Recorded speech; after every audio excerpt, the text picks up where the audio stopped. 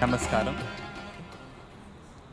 We welcome you all for this evening's presentation on ancient India, what our history texts do not teach us. We welcome Professor Raj Vedam. Professor Raj Vedam works at the confluence of applied mathematics, engineering, algorithm, and computer science. Using tools of archaeogenetics, archaeoastronomy, and archaeology, and evidence of knowledge transfers from ancient India, the speaker has put forward a strong thesis with veritable facts on the antiquity of the Indian civilization and the many discoveries made by the ancients. Dr. Raj Vedam is a co-founder of the think tank Indian History Awareness and Research and resides in Houston, Texas. He can be reached for all of us for further inquiry on his research. We welcome Professor Raj Vedam once again to deliver his address to us and enlighten us. It is so important that we understand that Vidya, as India would call, does not bifurcate itself into science and art. It all springs from the root vid, and whatever is knowledge is called Vidya alone. People like them have gone into many veritable tools to verify this fact and also give us this silent, why is India so tolerant about many of its attacks? There are many answers. Many people have got into the field to understand the underlying sentiment of being an Indian, or perhaps a Bharatavarshi. We welcome Dr. Raj Vedam to present his address. So at the outset, I'd like to thank you all for coming today and attending this talk. I'm deeply honored. It's always a pleasure to come back to Hyderabad and talk. So very, very happy to talk here. I'd like to thank the organizers for providing this opportunity to talk to you all in Hyderabad. So the basis for my talks is based on the following premise. If you take an average Indian and ask them what is their identity, who they are, they'll be at a loss to say that. They'd be at a loss to express who they are, what their beliefs are, how they identify themselves with the ancient civilization of ours. Most probably the modern Indian would say, don't bother me with this question. I have an excellent job. I'm earning well. I enjoy taking vacations and having a good time with my buddies. I love cricket and Bollywood, and I take vacations abroad. They can afford these things. So this is my identity. Most people have difficulty in conceiving of the enormous timelines that our ancestors have presented works to us, and to identify themselves with that. So my talk today is going to touch on that. My thesis is that India is an ancient civilization. This is in sharp contrast with what the textbooks, media, vested interests, and others would like to enforce on us. We have all been mind colonized. All of us have been deracinated. We have been removed from the culture of this country, and we have been made to internalize a value system pushed on us by vested interests. So throughout my talk, I hope that will become apparent as we're talking. Disclaimer, this is a scholarly work, and there's no intention to hurt anybody's feelings over here, but it presents facts. My inspiration, a whole lot of gurus who have shown the light to us from Adi Shankara onwards through the contemporary gurus, and people have written a lot of works in the Indic civilization to present day gurus and hundreds of unnamed teachers. My pranams to all of them, and this talk is based on that. So there are 5 forces allied today against the narration of Indian history. They control the narration of Indian history. So these include starting with a colonial narrator. They came with a certain narrative on India, and we'll talk about that in just a minute. That was followed by a Eurocentric narrator. Europeans wanted to know who they are as a people ever since they discovered commonality between Sanskrit, Latin, and Greek. They wanted to know, are we related to the Indians? Who are the Indians and who are we as a people? And that quest very soon led to the narrative becoming a Eurocentric narrative. There are a lot of vested interests that control the narrative of Indian history. And I needn't expand on this, but controlling minds is critical for them to operate. Today we also have a liberal academic bias that leans towards the West, the left, and they bring about an alien sociological model to view everything in the Indian context. Sociological model where they say they bring an etic way of looking at us rather than an emic. In other words, it's not a practitioner, it's not a person who belongs to this culture looking at this culture, but it's a lens of an outsider coming and looking at who the Indian people are. So that's the kind of lens they bring. Finally, the Marxists. We know that the Marxists are in a strong power in the education sector and others, and they control the narrative pretty strong. So why is Indian history distorted? The first question, is it distorted and why is it distorted? So it turns out that the early colonial historians were motivated by a desire to uphold the biblical chronologies. The people who came from England at that time were belonging to the Anglican Church, and they believed, like any educated person of that era, God created the world in 4004 BCE. And how did they come to that? They added up the genealogies of the Old Testament, which prophet, who begat whom, and added up everything and came to a conclusion. God created the world in 4004 BCE. And not content with that, they also said God destroyed the world in Noah's flood in 3000 BCE, and nothing could have survived the flood event. Therefore, if there is any history today, it should be after 3000 BCE. Now, when the Europeans and the colonialists came to India and they encountered the Puranic chronologies, they found enormous timelines in the Indian context. They couldn't even figure out where does Indian history begin and where does it end? And how is it related to the world history timelines, for example, the Egyptians or the Greeks and so on. So they worked for long, and they finally found there's a person called Megasthenes, and Megasthenes seems to have referred to somebody called Sandrakutos. They plumbed the Purana king list. They found somebody called Sandrakutos, Chandragupta Maurya, and they said Chandragupta Maurya should be Sandrakutos. And they said we have got an anchor point for Indian history. We know how it relates to the world history. Unfortunately, in the Indian Puranic context, Chandragupta Maurya is 1,200 years earlier than this 300 BC where they placed it. So they introduced distortions because of the desire to uphold biblical chronologies. They started cherry picking the king list, saying these are all mythical kings, we cannot believe these things. They reduce the chronology for India. They were followed by the Eurocentric people. When they found this commonality of languages, they wanted to say, where is the homeland? Where is the homeland for our ancestors? Initially, they thought India was the homeland. But pretty soon, as a consequence of things that happened, the homeland shifted to Central Asia, and they believed that migration waves from Central Asia took languages, Indo-European languages out. The narration has become one of a Eurocentric one.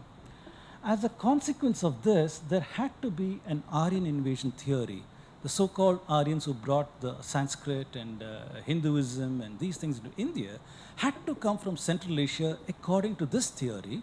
As a consequence of that, the Dravidians are assumed to be different people. They are the people who were there before the Aryans came. They're different people. There's also the missionary desire to convert southern Indians. Starting from the 1800s and 1700s, they've been after a quest on converting the southern Indian, and they have muddied the waters tremendously. Left liberal academia, we talked about it, privileging sociological lenses, and the Marxist desire. So I, as an analytical person, I come with the viewpoint that everything needs to have a model that can more or less evaluate a narrative. A good model accommodates all evidence coherently with little or no conflict. So today, if you look at Indian history, you got data points from archaeology, epigraphy, literature, foreign travel accounts, climate, astronomy, sciences, grammar, paleontology, genetics, religion, philosophy, arts, you name it. There's enormous amounts of data points over there. If you claim to have a narrative that talks about the identity of Indians and the history of India, then all these data points must fit coherently with very little conflict, if there is conflict at all. If it doesn't, a red flag must go up. What is wrong? Is our narrative wrong? Is our model wrong? Is the data wrong? Is our understanding wrong? Are there holes in our understanding? These are the questions that we must ask ourselves. So throughout this talk, I'll be referring to a model. So, like I said, the linguistic model was what was applied on the history of India initially. So, the Proto-Indo-European linguistic model led to a homeland in Central Asia, and a consequence there was Aryan invasion theory. Sanskrit Hinduism is an import, and Dravidians are separate people. We talked about this. Genetics is not an independent line of evidence because genetics uses constraints from the linguistic model in order to propose its theories. Because of that, I call it evidence made to fit the linguistic model. It is not an independent line of evidence. It's like if I had to judge in a murder case and I have 3 witnesses, if I let the witnesses talk among themselves, they'll all converge on a single story. And it's not independent line of evidence anymore. It's like that. There is a lot of evidence that does not fit the linguistic theory. Astronomy, archaeology, climate record, oral literary works, and we'll talk about that. So very first thing, the colonial narrator. So the desire for this fitting the biblical chronology gave rise to this. William Jones and Max Mueller, 2 of the early actors, how they reduced an ancient chronology for India into reduced chronology. Before they started working on the king list, there was perfect synchronism between the Nepal king list, the Kashmir king list, the Puranas. Everything was in beautiful synchrony. But after they had done what they had done, even today the synchrony is lost and it's irreconcilable. It's so badly gone, so because of the distortions that they introduced. People often ask me, Dr. Vedam, why do you even bring in religion? Is it true that they did these things? Well, these guys are dead and gone, and we can't ask them why they did this, but their writing survives. It gives us a window into their minds and what they were thinking about. William Jones said either the first 11 chapters of Genesis are true or the whole fabric of our national religion is false in this work. He also said, I'm obliged to believe in the sanctity of the books of Genesis in this work. Max Mueller said, I look upon the creation given in Genesis as simply historical. It's all from these works over here. I recently found one more quotation from Max Mueller, who wrote a lot of letters to various people, and his wife edited this book, Life and Letters of Max Mueller. Over there in this 1866 book, in this page number, in this chapter, he says, Vedas are the root of their religion. And to show them what that root is, I feel sure the only way of uprooting all that has sprung from it for the last 3,000 years. In other words, it is not some kind of altruistic or scholarly motive with which these guys came and did the translations of Sanskrit works. Rather, it was a desire to subvert your identity and to convert you into something that you're not. That was the desire for these guys. Rebutting the colonial ideology is trivial. So we all know today that there's a cosmology model suggesting a Big Bang event about 14 billion years ago, leading rise to stars and galaxies. We know that this plate tectonics, geology shows plate tectonics, and we know that continents have been in motion for many, many hundreds of millions of years.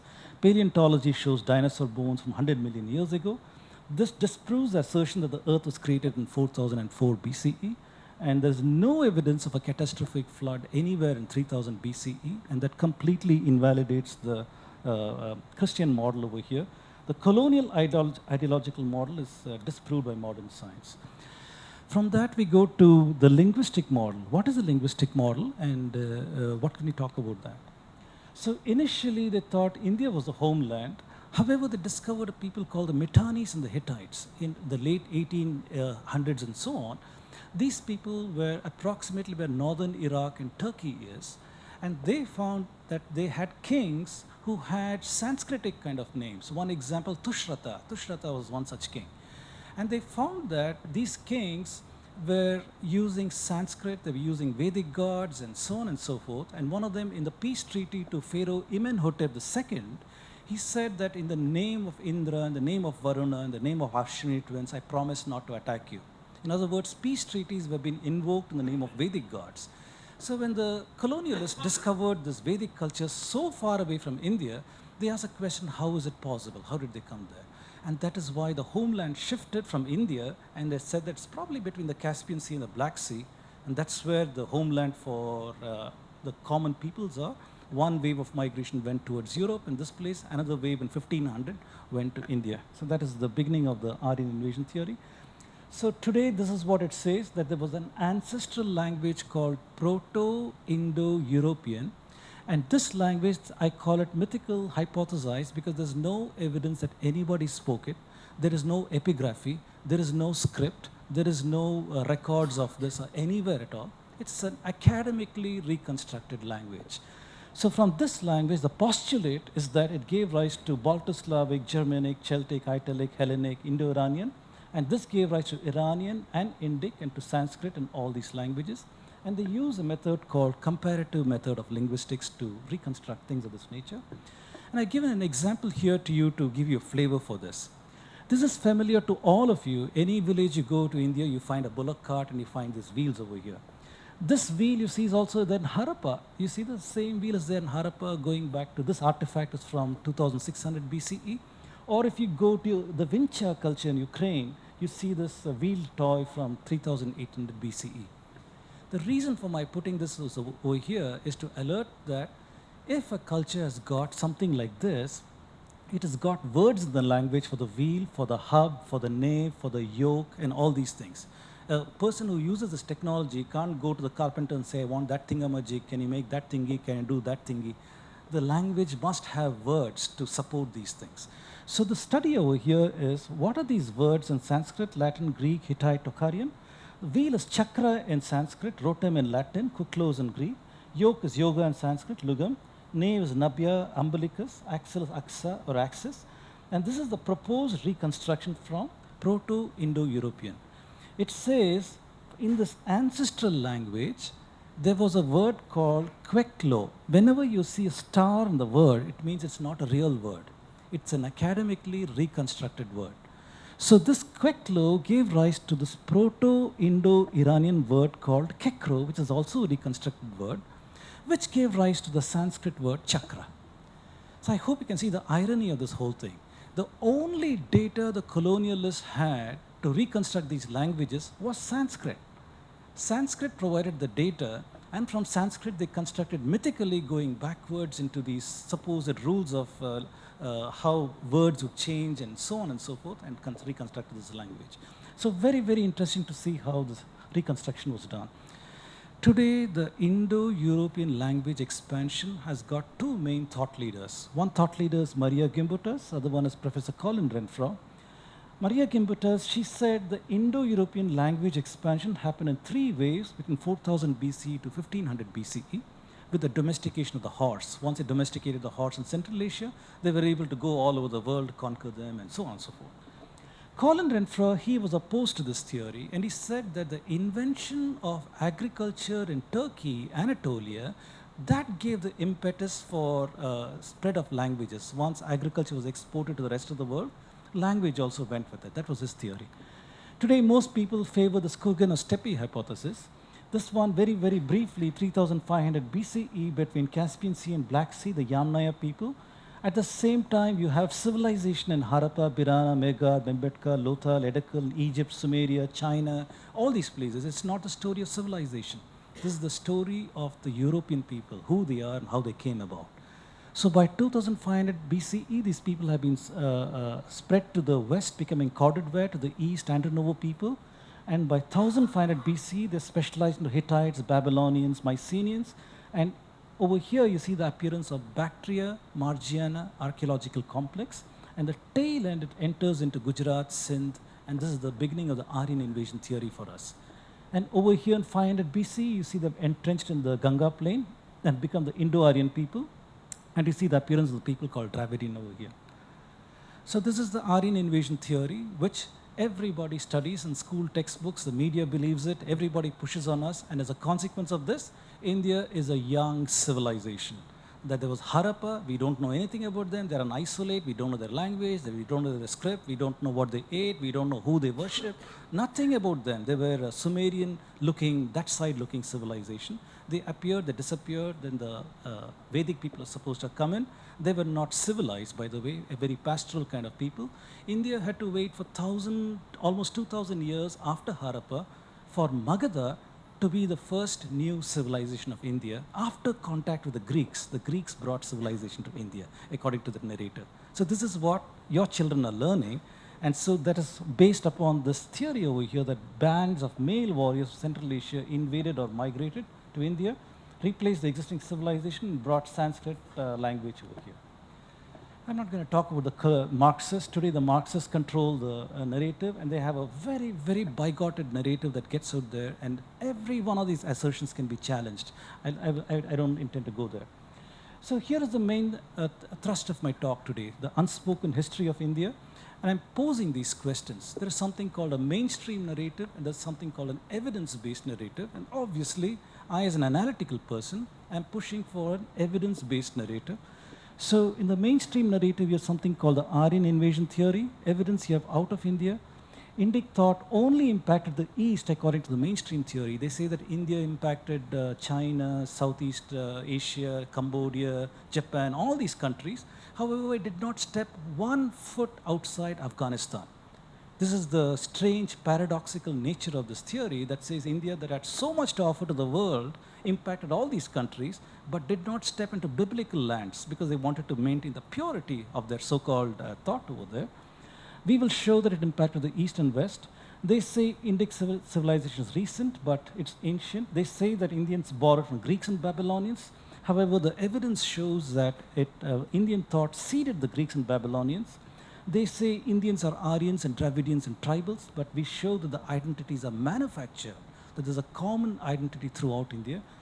They say Vedic culture is responsible for widespread poverty, but we can show that invasions are responsible for widespread poverty. So here I'm going to begin the first major section of my talk, and this is on Indian astronomy. I chose astronomy because most of us are disconnected from our roots. In this audience, if I tell the word Kritika Nakshatram, what is the first thing that comes to your mind? Most people in India would have a Pavlovian response that says, this is Jyotisha, horoscope, I don't believe in these things, and this is all rubbish. And this is the kind of response that we have. This is horrendous and is really, really sad. This shows the extent to which we are being deracinated. This shows the extent to which our minds have been programmed by those 5 forces that I talked about earlier. They have distanced you from the wisdom of your ancestors. It's not just you, including me and everybody else. And that's what I want to show over here. By the end of this section, I hope we'll have an appreciation for the wisdom of our ancestors in astronomy. So the Indian astronomical model was one of nakshatras and Rashi. So our ancestors, they observed that every day the moon appears in the east at a different time and therefore against a different backdrop of the stars. They also observed it takes approximately 27 days before the moon comes to the same backdrop of the stars. Because of that, they decided to divide the ecliptic into 27 segments. So they said the first 13 and 1/3 is the first segment, second 13 and 1/3 degrees is the next segment, next is the next segment, and so on. And they divided the entire ecliptic into 27 segments. If you multiply 27 by 13 and 1/3, you'll get 360 degrees, an entire circle. Now, it is not enough to merely divide the sky into segments. You should be able to recognize that tomorrow. So they said, what is the principal brightest star in that section of the sky? And that will give the name for that nakshatra. For example, the principal brightest star might have been the Pleiades. The Pleiades is what is called in Greek, but in India we call it Kritika. So we call it Kritika Nakshatra, that's the brightest one. Some other section of the sky, it might have been Aldebaran. Aldebaran is an Arabic name. In India we call it Rohini. In some other section of the sky, the brightest star might have been Spica. Spica's Greek name, Indian name is Chitra. Somewhere is Regulus, Regulus is Maga, and so on and so forth. So the Indians divided the sky into 27 segments, and they also identified by the principal brightest star, but they didn't stop there. Indians knew, ancient Indians knew that the human mind craves entertainment all the time. In your school, if you were to read about a theorem, the minute the class is over, you've forgotten the theorem, and you need to apply your mind at it, keep mugging it for days on end before you remember it. However, the Indians knew that if they embed learning in the context of entertainment, that's a powerful package and you'll remember it. So the earliest Indian astronomical wisdom is woven as stories and Puranas. So you all heard the story. The story says, Chandra married the 27 daughters of King Daksha. Have you heard the story? Chandra married the 27 daughters of King Daksha, and he would visit one of his wives every night. In other words, it charted out the course of the movement of the moon across the skies. And in addition to that, the stories of the nakshatras were designed so that it will give you wisdom on the position, where to find that nakshatra in the sky, which follows which, and so on. It is such a powerful way of teaching that even now, after thousands of years, I'm still talking to you about the nakshatra model. That tells you how effective that is. So Indians divided the ecliptic into 27 segments, and they also had a concept of a month. If the full moon appeared over the Chitra nakshatra, that month was called the Chaitra Masa. So full moon appears in Chitra nakshatra, it's called the Chaitra Masa. The full moon appears in Falguna, that is the Falguna Masa, and so on and so forth. So in some parts of the country, they use the full moon as a marker, the Purni Amanta. In some parts of the country, they use the new moon as a marker, the Amanta. So depending upon the reference point, they had a notion of nakshatra, they had a notion of the months. They also had a notion of the Rashi. A Rashi was a division in 30-degree segments, and this is the famous one. Now, your ancient ancestors also had the concept of a solar year. They were able to estimate that the duration of the solar year is 365.24 days. And one might wonder, how did they do that? How did they do that in an era when there was no telescopes, there was nothing? How did they do that? Well, if you have an east-facing window in your home, then every day at 8 o'clock in the morning, you observe where the extremal ray of the sun is coming through that east-facing window and make a chalk mark. Every day at 8 o'clock in the morning, you make a chalk mark to show where the sun's extremal ray is, and you'll find that the sun keeps moving north for 6 months. It keeps going more north and north and north and north till it reaches the northernmost point. This is the so-called Uttarayana. Then it goes south and south and south till it reaches the southernmost point, that is the Dakshinayana. So Indians knew that the duration from this point to this point to back takes 365.24 days. So they knew the solstice points and they knew the equinox points. The midpoint was the equinox. So they were able to estimate the solar year in addition to the lunar year. Then they went through an enormous period of intellectual activity to synchronize these two calendars. They could figure out that although sun seems to have something new starting here, that calendar is not reconciling with the lunar calendar. So they introduced the concept of Adhika Masa. Then they introduced the concept of the 5-year cycle, Yuga, the 19-year Yuga, the 30-year cycle, the 60-year cycle, and so many other cycles. These are all introduced with the intellectual desire to synchronize what's happening in the skies and to measure the passage of time. This is how our ancient ancestors marked the passage of time. So that said, here is a listing of all the nakshatra names in various languages in various parts of the country. And you can find that for the most part, they're all the same. Wherever it is slightly grayed out, in Tamil it is different. For example, over here it is Anusham, Anuradha, Ketai instead of Jeshta, and so on. So you see a pan-India model of the nakshatras that you can, any part of the India you go, they've been using this. The question you might ask is, how old is the nakshatra model? Well, at least as old as the Atharva Veda. If you go to this verse in Atharva Veda, Griffith translation 1895, I have highlighted all the nakshatra names. A whole lot of them are there, and you can see at least as old as this book, we know the nakshatra model is. Here the nakshatra names appear fully developed. So if it went through a process of gradual development, that is not present in Atharva Veda. Atharva Veda shows a fully developed model. Also in Taittiriya Samhita, in this verse, once again you have all the nakshatra names. So at least as old as Taittiriya Samhita, which is even more ancient than Atharva Veda, we know that the nakshatra model has been in use. This is the night sky today in Hyderabad. If you go to the latitude of Hyderabad, approximately at I think 7:41 today morning, we would have observed this kind of a sky. Now the ancestors, our ancestors, whenever they called the nakshatra for the day, it was always in relation to when the moon appears over the eastern horizon, what section of the sky is it in? That gives a name for the nakshatra for the day. So today in Hyderabad, this is the horizon line, this green line. This is the moon. The moon appeared over the horizon at 7:41, and it was in this nakshatra. So if you go to your Drik Panchanga for today, Google it and see today's nakshatra, it will have the name Uttara. I can't make it as Uttara Falguni or Uttara Bhadrapada, what it is, but it is one of them. But the reason for the nakshatra for the day is because when it rises in the eastern horizon, which section of the sky is it in? Now, this picture might have you wondering, what is this all about? This point in the sky is immobile. It appears that the Earth is rotating about that point in the sky.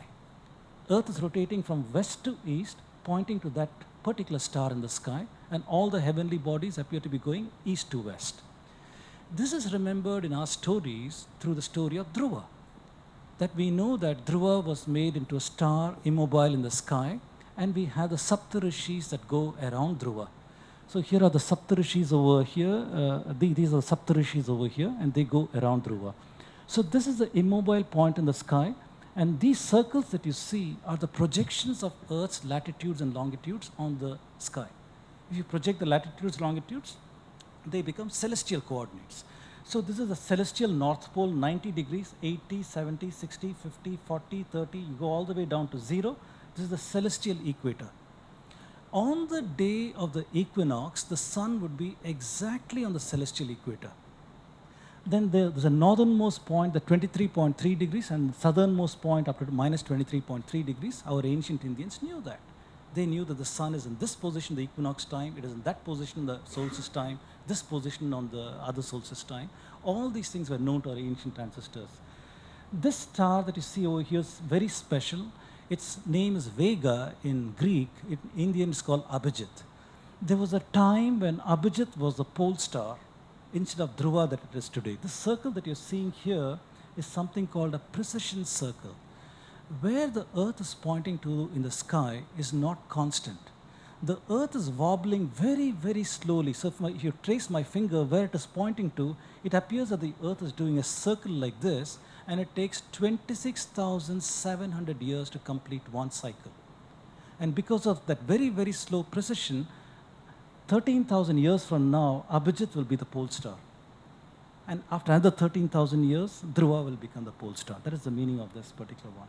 And you can see the names of the nakshatras. They're all distributed in this whole place over here. That much for the night sky. So I'd like to very quickly walk through several texts in the Indian context, and we talk about what's special about them. There's a text called the Vedanga Jyotisha, which the British came across. And in that, the Rig Veda Vedanga Jyotisha, verse 5 and 6, and Yajur Vedanga Jyotisha, 6 and 7, there was an astronomical measurement. And based on that astronomical observation, all the Indologists tried to date it, try to see how old it is. So Weber said it is 500 BCE, William Jones 1100 BCE, Lokmanya Tilak said this time frame, Colebrook said this time frame, Dikshit came closest to 1400 BCE, and they were referring to this phenomenon. They were referring to the winter solstice at the Dhanishta nakshatra. Okay? When winter solstice happened, what was the nakshatra at the Surya point? For example, today is December 27th. December 22nd was the winter solstice, right?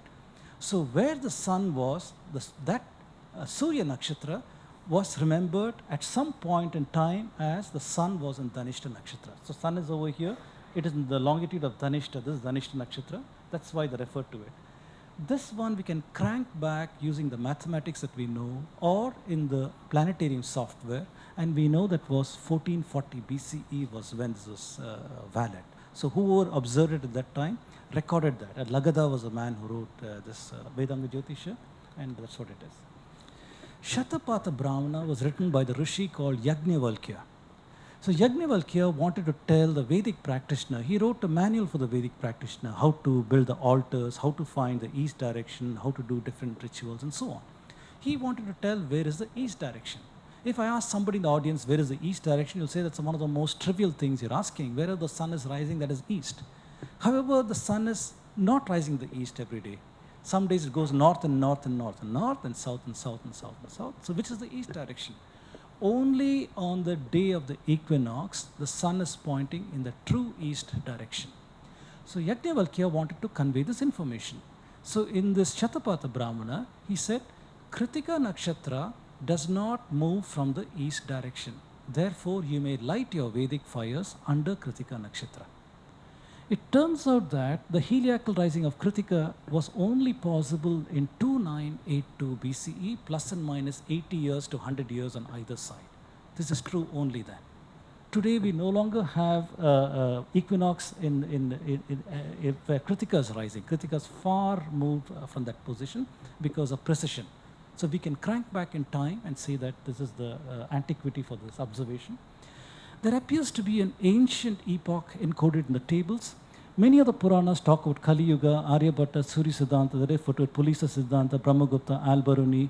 The Aihole temple in Karnataka talks about that. Lee Gentle was a Frenchman who came to Pondicherry. Pondicherry was conquered by the French first, so he landed up there to do some astronomical observations. He went to the Pandits and observed and obtained some tables from them, astronomical tables.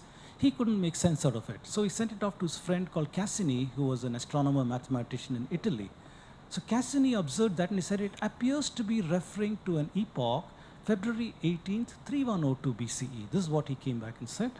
And Playfair, Bentley, Colebrook, Burgess, all of them observed in Surya Siddhanta, it's referring to the same phenomenon. It turns out to be a rare conjunction of planets, Sun, Moon, and Revati Nakshatra. And I simulated that in the planetarium software. Here is the Sun. You have the Moon, Chandra is over here. Guru is Jupiter, Shukran is Venus, they are over here. Revati Nakshatra is over here. Mars, Mangala, Buddhan, which is Mercury, Shani, which is Saturn. All of them are clustered in this region. Such a clustering has not happened for more than 26,000 years. You can take your planetarium software and keep cranking it to see has it happened. A near clustering happened in 6000 BCE, but it was not in Revati Nakshatra. It was in the Aries constellation, somewhere else, so it is not over here. So such a clustering in Revati only happened here, and this seems to be remembered in a lot of our texts, including it's an absolute marker for almost all Indian calendars. Incidentally, this was the observation that led the missionaries up the wall. When the colonialists came to India, they found this particular measurement and they said, this is not possible. Noah's flood is 3000 BCE. How can you be remembering something from 3102 BCE? So this is what caused them to have a fit over here. In Rig Veda, you have a reference to Aditi. Aditi is supposed to be the mother of gods, and she, along with her co-sister, with Rishi Kashyapa, they gave rise to the Adityas and the Daityas. So the Uttarayana is a path that is mentioned in Bhagavad Gita. The 6-month northward course of the sun is a path of the Devas, and the southern course of the sun is a path of the Daityas. Instinctively, we get a feeling that the reference in Rig Veda is referring to something about Aditi in the equinox position, because a mother is equidistant from all her sons. She's not going to be partial to the Devas or the Daityas. She's going to be equidistant from both of them. She's also associated with the nakshatra Punarvashu. And so Balagangadhar Tilak as well as Abhyankar, they studied this phenomenon, and they proposed that the reference to Aditi in Rig Veda is talking about vernal equinox of the Punarvashu Nakshatra. This is the Punarvashu Nakshatra and the sun at the vernal equinox position. And this works out to a staggering date of 6000 BCE, just from the astronomy encoded in an Rig Vedic verse over here. Ashwinis are also very, very famous in the Rig Veda. They are mentioned almost 376 times in many, many hymns. All of us over here know the story of Sanjana. Sanjana was supposed to have married Surya, gave birth to the Ashwini twins, and she couldn't take the heat of the sun. Sun was too hot for her. So she left her sons in the charge of her shadow, Chaya, and she said, Chaya, you take care of my sons, and she ran away. She ran away. If sun was in the northern hemisphere, she was farthest away from him in the southern hemisphere, where it is cool. If the sun goes there, she's run off to the north where it is cool, right? She couldn't take the heat. So this is the picture of the sun going to the southern hemispheres where he finds Sanjana. So the sun going to southern hemisphere means it is winter solstice in the northern hemisphere. India is in the northern hemisphere.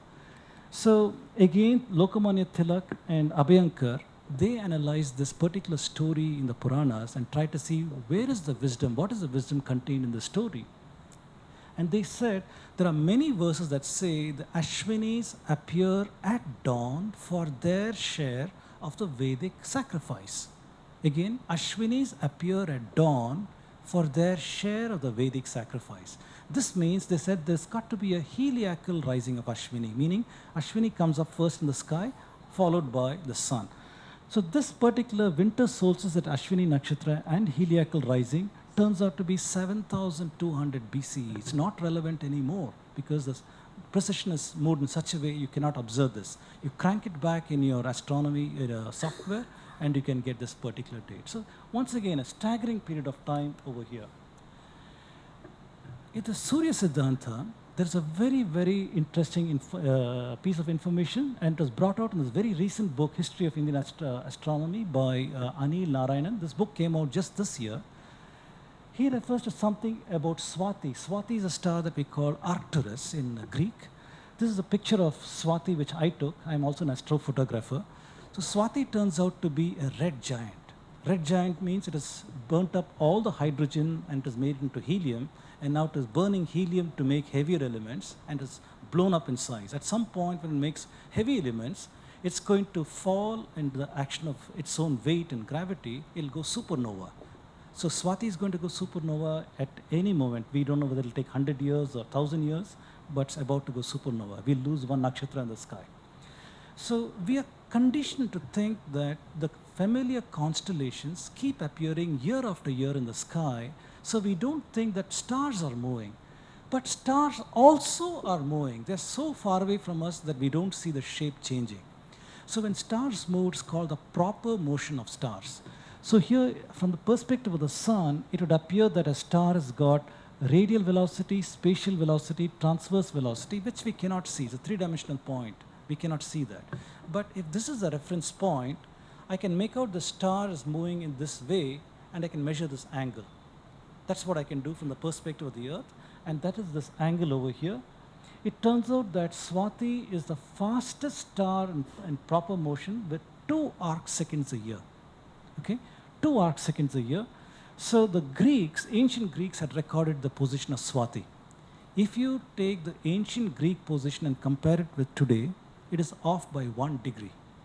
You can work out what is by the mathematics, how old was the observation. It comes out to be 1800 years. That's when the Greeks had observed it.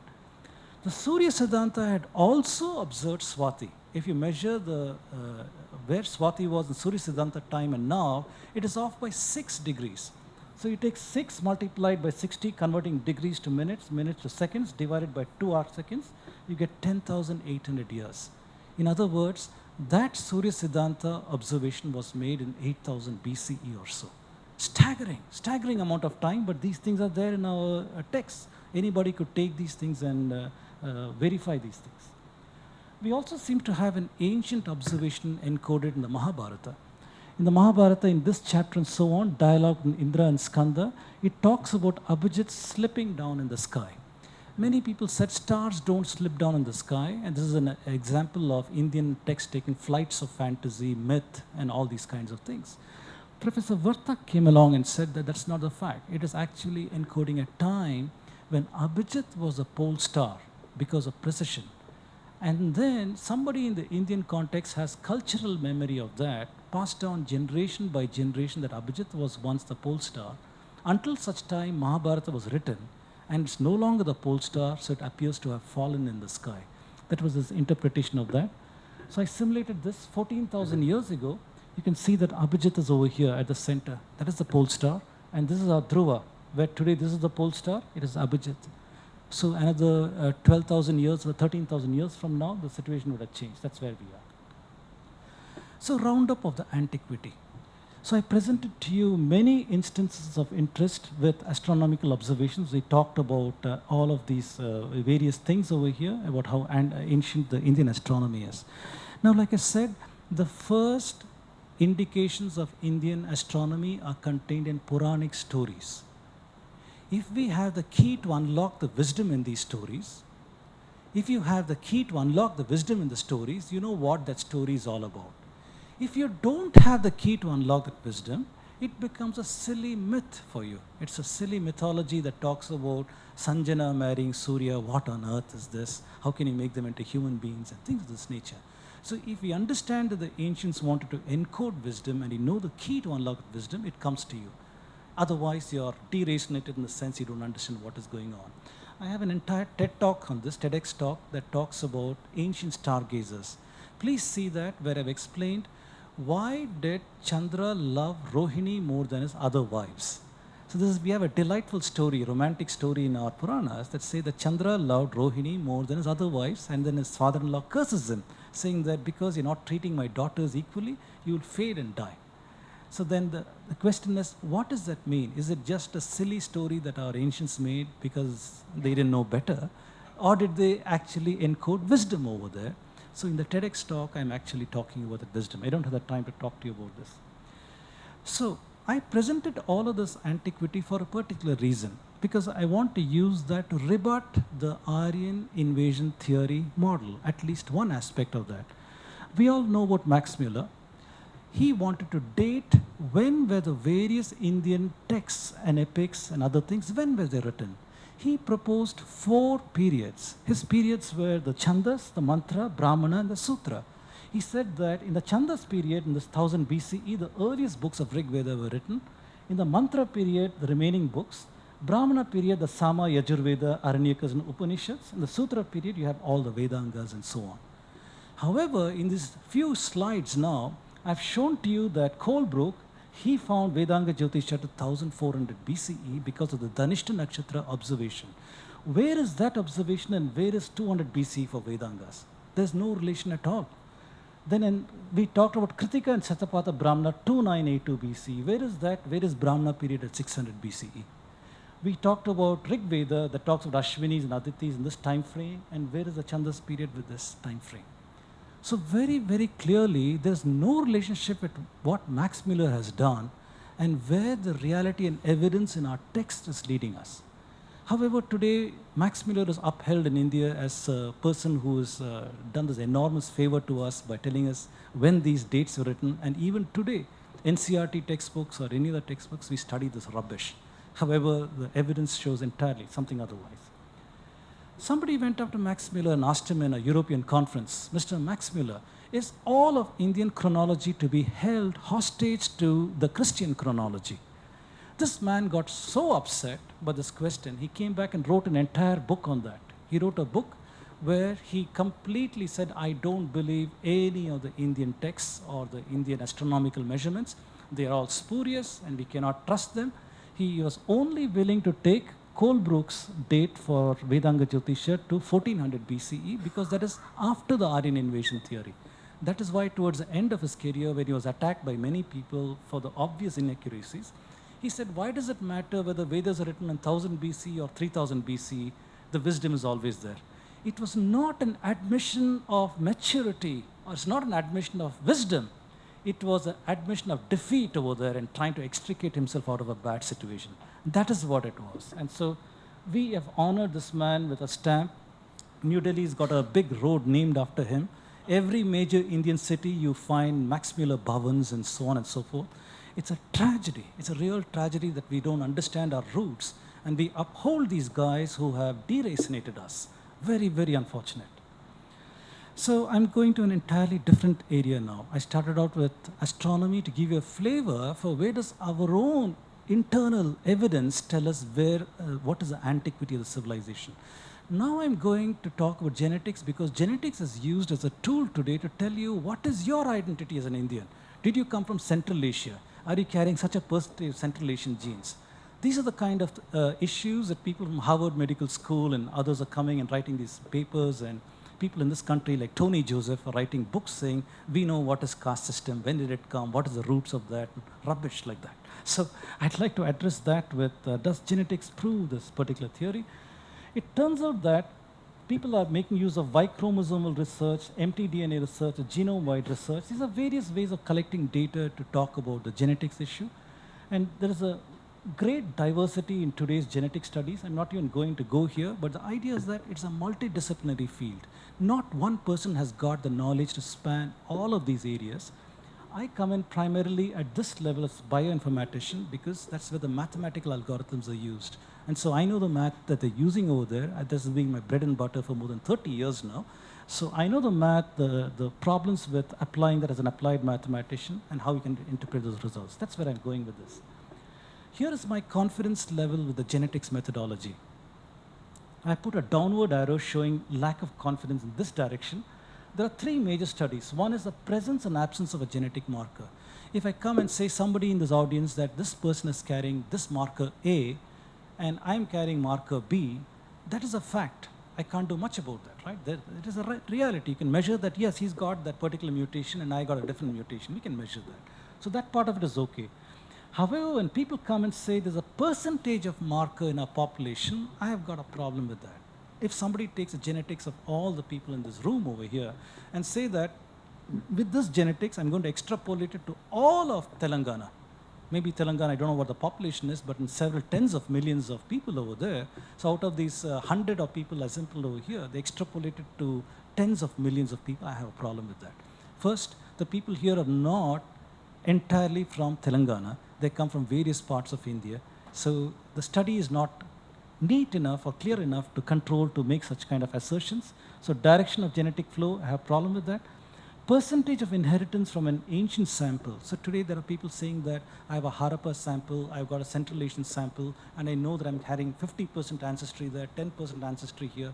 These are also spurious studies because these are based on, these are all the things that people have: models, methodology, data, samples, claims, and this is spurious at the model level, spurious at the methodology level.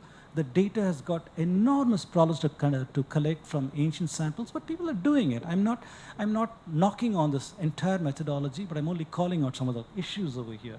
So I'd like to say that the results cannot be global. Whenever anybody publishes a paper on genetics, one cannot say with these 1,000 samples that I have, I know the genetics of 1.3 billion Indians.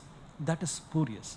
Instead, it has got to be a very, very narrow claim saying that I studied these 1,000 people over here and I can make a cautious claim on some of these things.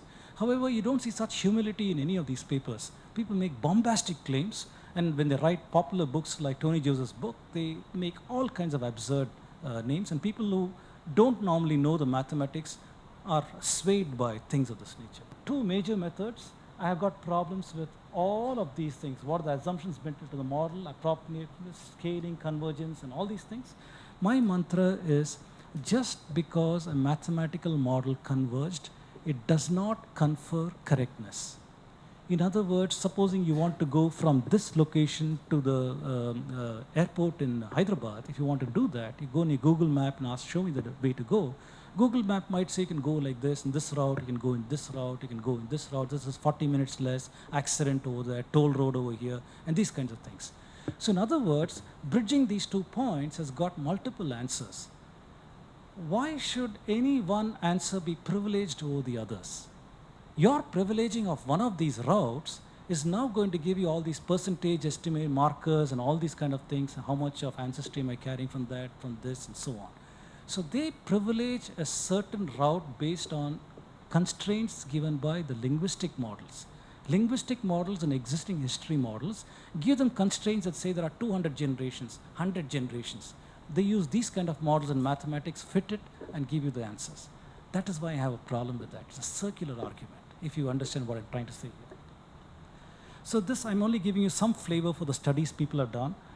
First, early on, people are doing the empty maternal mitochondrial DNA studies, in which they said that a group of people from Africa, approximately 85 to 75,000 years ago, went and populated India, the rest of the world, and so on. There's a whole theory behind this kind of thing. I've just given you an example of how this whole thing started. Maternal mitochondrial DNA soon proved to be insufficient to answer Aryan invasion theory, because the timelines that it was able to resolve was exceedingly large, like tens of thousands of years. It couldn't come to 4,000 years, 2,000 years, and so on. So people went from there to the Y chromosome. They said, why do we look at maternal mitochondrial DNA? Let's look at the Y chromosome. That might give us better resolution on human migrations. So here is one example of a Y haplogroup distribution for Indo-Aryan studies. They say that there are 4 markers of interest to India: the L marker, R1A, J2, and H. And these are the percentages of where these markers are. And by the way, the narrative today says that this R1A is important for this Aryan invasion theory. They say R1A originated in Central Asia and 4,000 years ago came into India. That is why we have a huge population in India with this center point over here. But by the way, it's absent in Central Asia. So this is one of the amusing things over here. Here's one more recent paper over here, 2018, that talks about similar, the same ones in northern India, eastern India, west India, southern India. What are the percentage of these R1A, H, L markers and so on. And what you see is, using this different study, the percentages have changed. The percentages have changed, and in the earlier one might have said 30%, now here's saying 50% and so on. So a red flag goes up. How is it from study to study, these percentages are changing so much? That itself is an indication that this is not a complete study. It's merely a reflection of the data that you've selected, merely a reflection of the mathematics that you've applied, of the path that you privileged in this mathematical convergence, and coming with an answer. That's what it is trying to indicate to us. So I'm not endorsing any of these. I'm just showing these as examples. Here I tried to see various researchers, Bashu in 2003 up to Thangaraj of Hyderabad, CCMB Hyderabad in 2010, for their opinion on where did R1A originate. And they got various things. As you can see, some people say Central Asia, some people say Southern Asia, Central Asia, North India, Southern Asia, South Asia, and so on. So there is no consensus among people on where this R1A might have even appeared. So this is the status which we have. If you go to 10 researchers will give you 10 different answers. That is the bottom line. Here shows absurdity. This absurdity is, this is a book by David Reich, who's a professor, very superstar professor from Harvard Medical School, who wrote this book recently. So his thesis is that Central Asians and Indians have a recent common ancestor 4,000 years ago via this particular marker R1AZ93. However, a different study from a professor called Lukot that says the same thing, Central Asians and Indians by measuring R1AZ93 have a common ancestor 15,000 years ago. So in other words, one man is saying 4,000 years ago, Indians and Central Asians had a common ancestor. Other studies saying 15,000 years ago, we had a common ancestor. So I put these studies to show you the absurdity of some of these studies, what a wide range there is. In this case, pedigree would be favored over anything else because Harvard Medical School is very, very famous, right? So a professor comes from there with 30 signatories to the paper, the chances are that's what's going to be favored. So in 2018, this Harvard Medical School came out with these claims. They said that around 7000 BCE, there were Iranian pastoral farmers who had some Anatolian DNA also in them, who came into India and became the ancestral South Indian, and they were also in northern India. This group of people in northern India were also impacted by a wave that came from Central Asia 4,000 years ago and formed the ancestral northern Indian. So today we are a mix of ancestral North Indian and ancestral South Indian. So this is the theory which they came about, and that is when there were a whole lot of people going around writing books and articles, and Hindus exuberant with this kind of results, all these kind of things happen. So at that time, I challenged this in some talks in 2018, where I said, where is the internal evidence of Indian migrations recorded in your studies?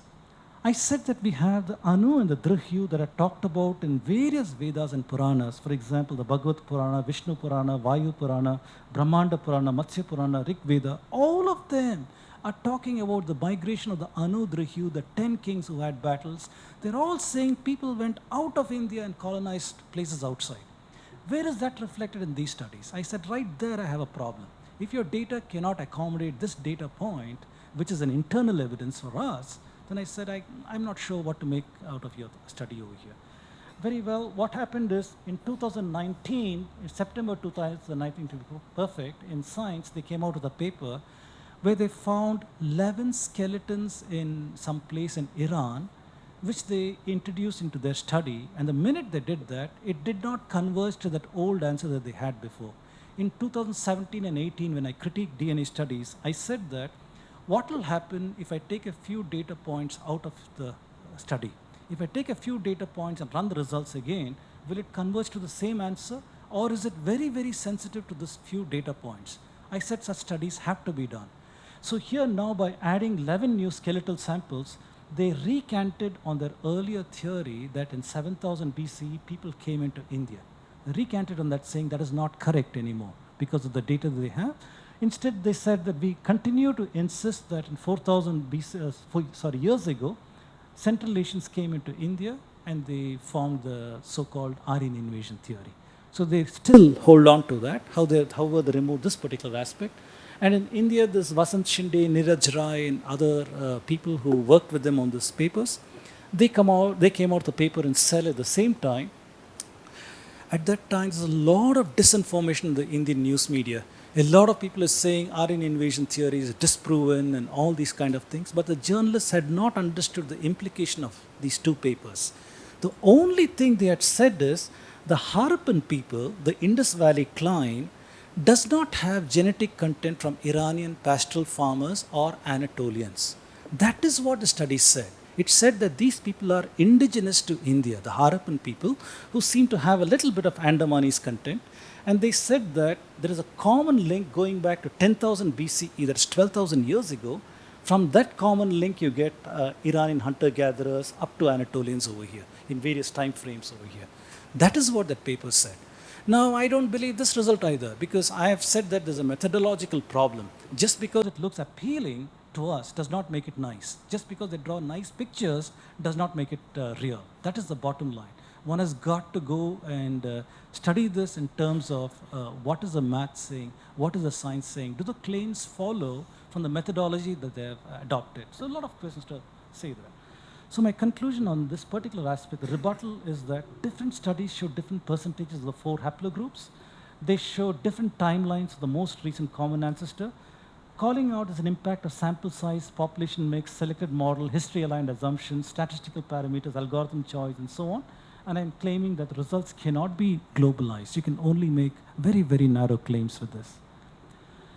So with that, I'd like to go to a different topic. So far, what have I done? I presented to you the problems in the narration of Indian history. I said there is something called mainstream narration, and I said there is something called evidence-based narration. Then I went about to highlight the 5 actors who are controlling the narration of Indian history and your identity and what you have internalized in your knowledge systems. I said these 5 forces are controlling that. From that, I went on to the astronomy model as an example of showing the antiquity of the Indian people. From that, I went to the modern battlefield of genetics, and I said that there is a lot of problems. When you analyze the papers and go at an expert level, you find out that the claims simply cannot hold up. Now I'm coming to other evidence that does not fit the Aryan invasion hypothesis. The first one is the river Saraswati. Now the Rig Veda talks about the Saraswati as a mighty river flowing from the mountains to the ocean. And if the Rig Veda was written after 1500 BCE, or if you follow Max Mueller, Chanda's period, to 1000 BCE, by that time there was no Saraswati river. Saraswati river had dried up in 1900 BCE.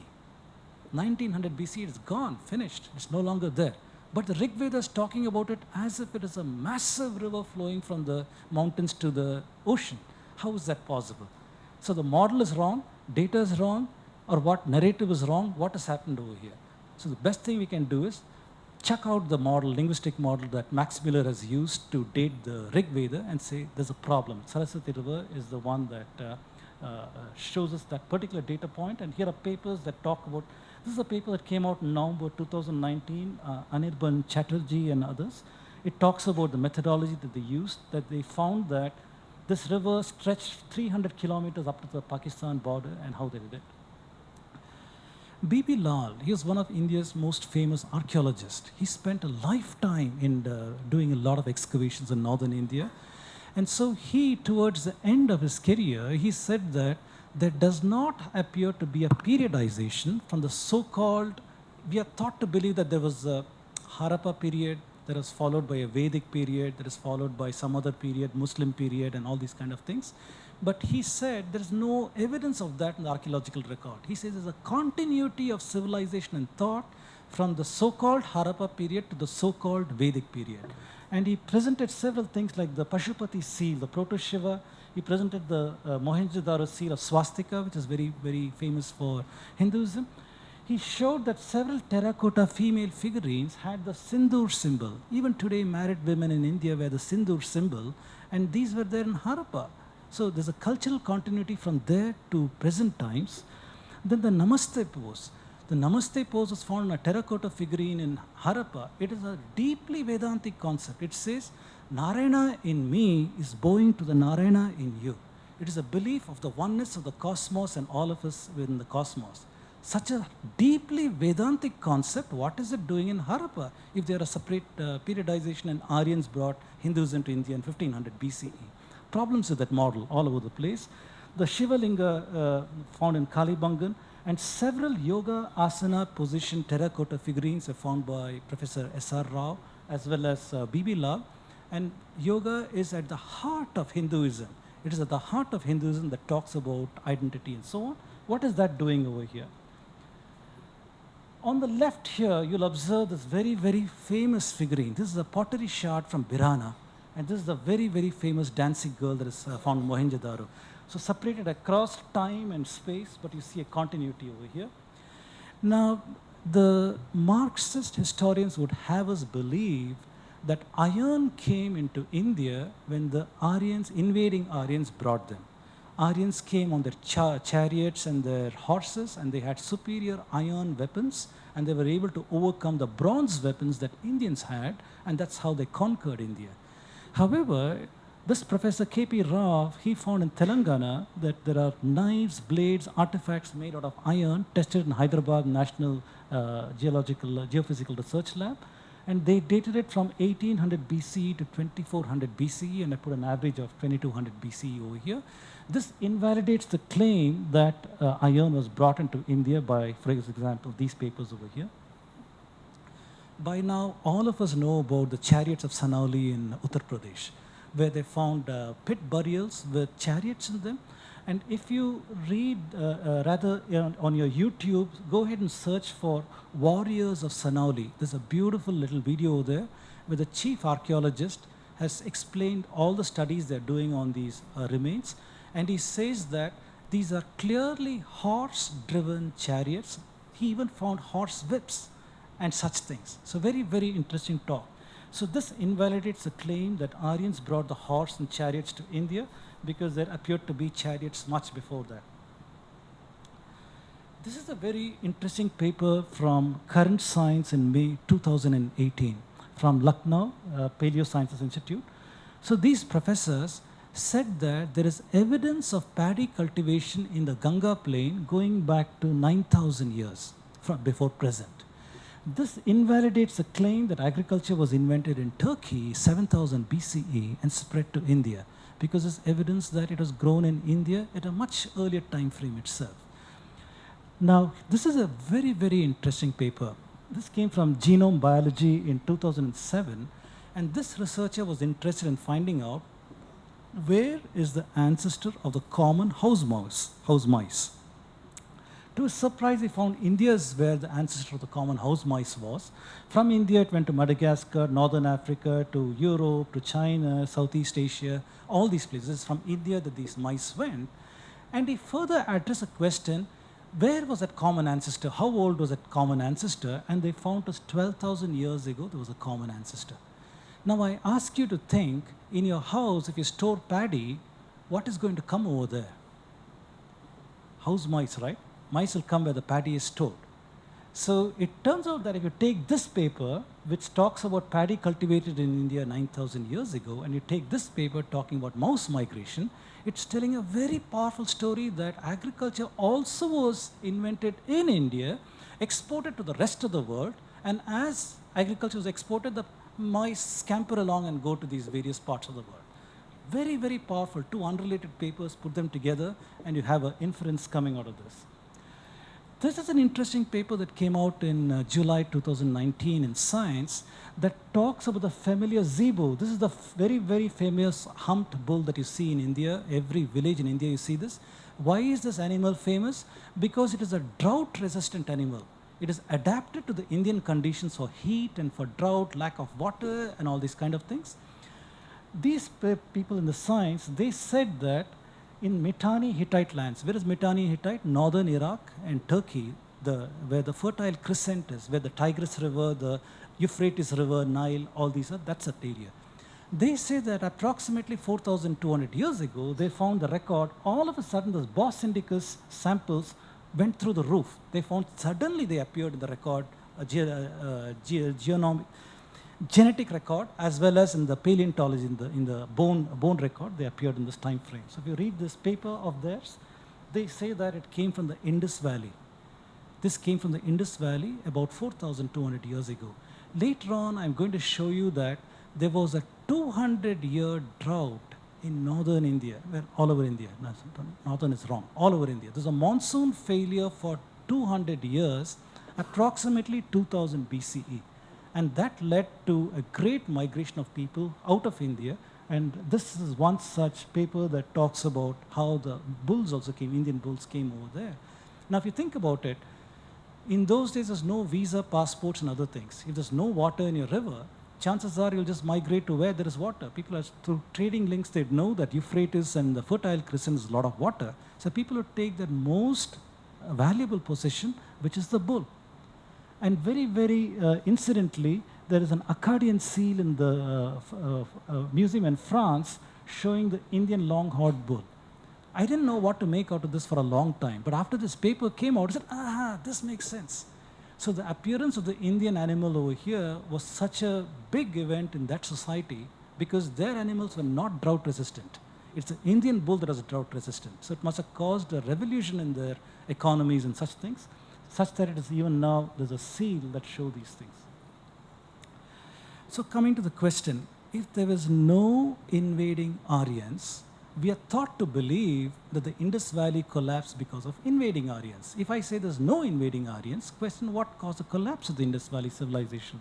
I've already told you that there is a drought cycle.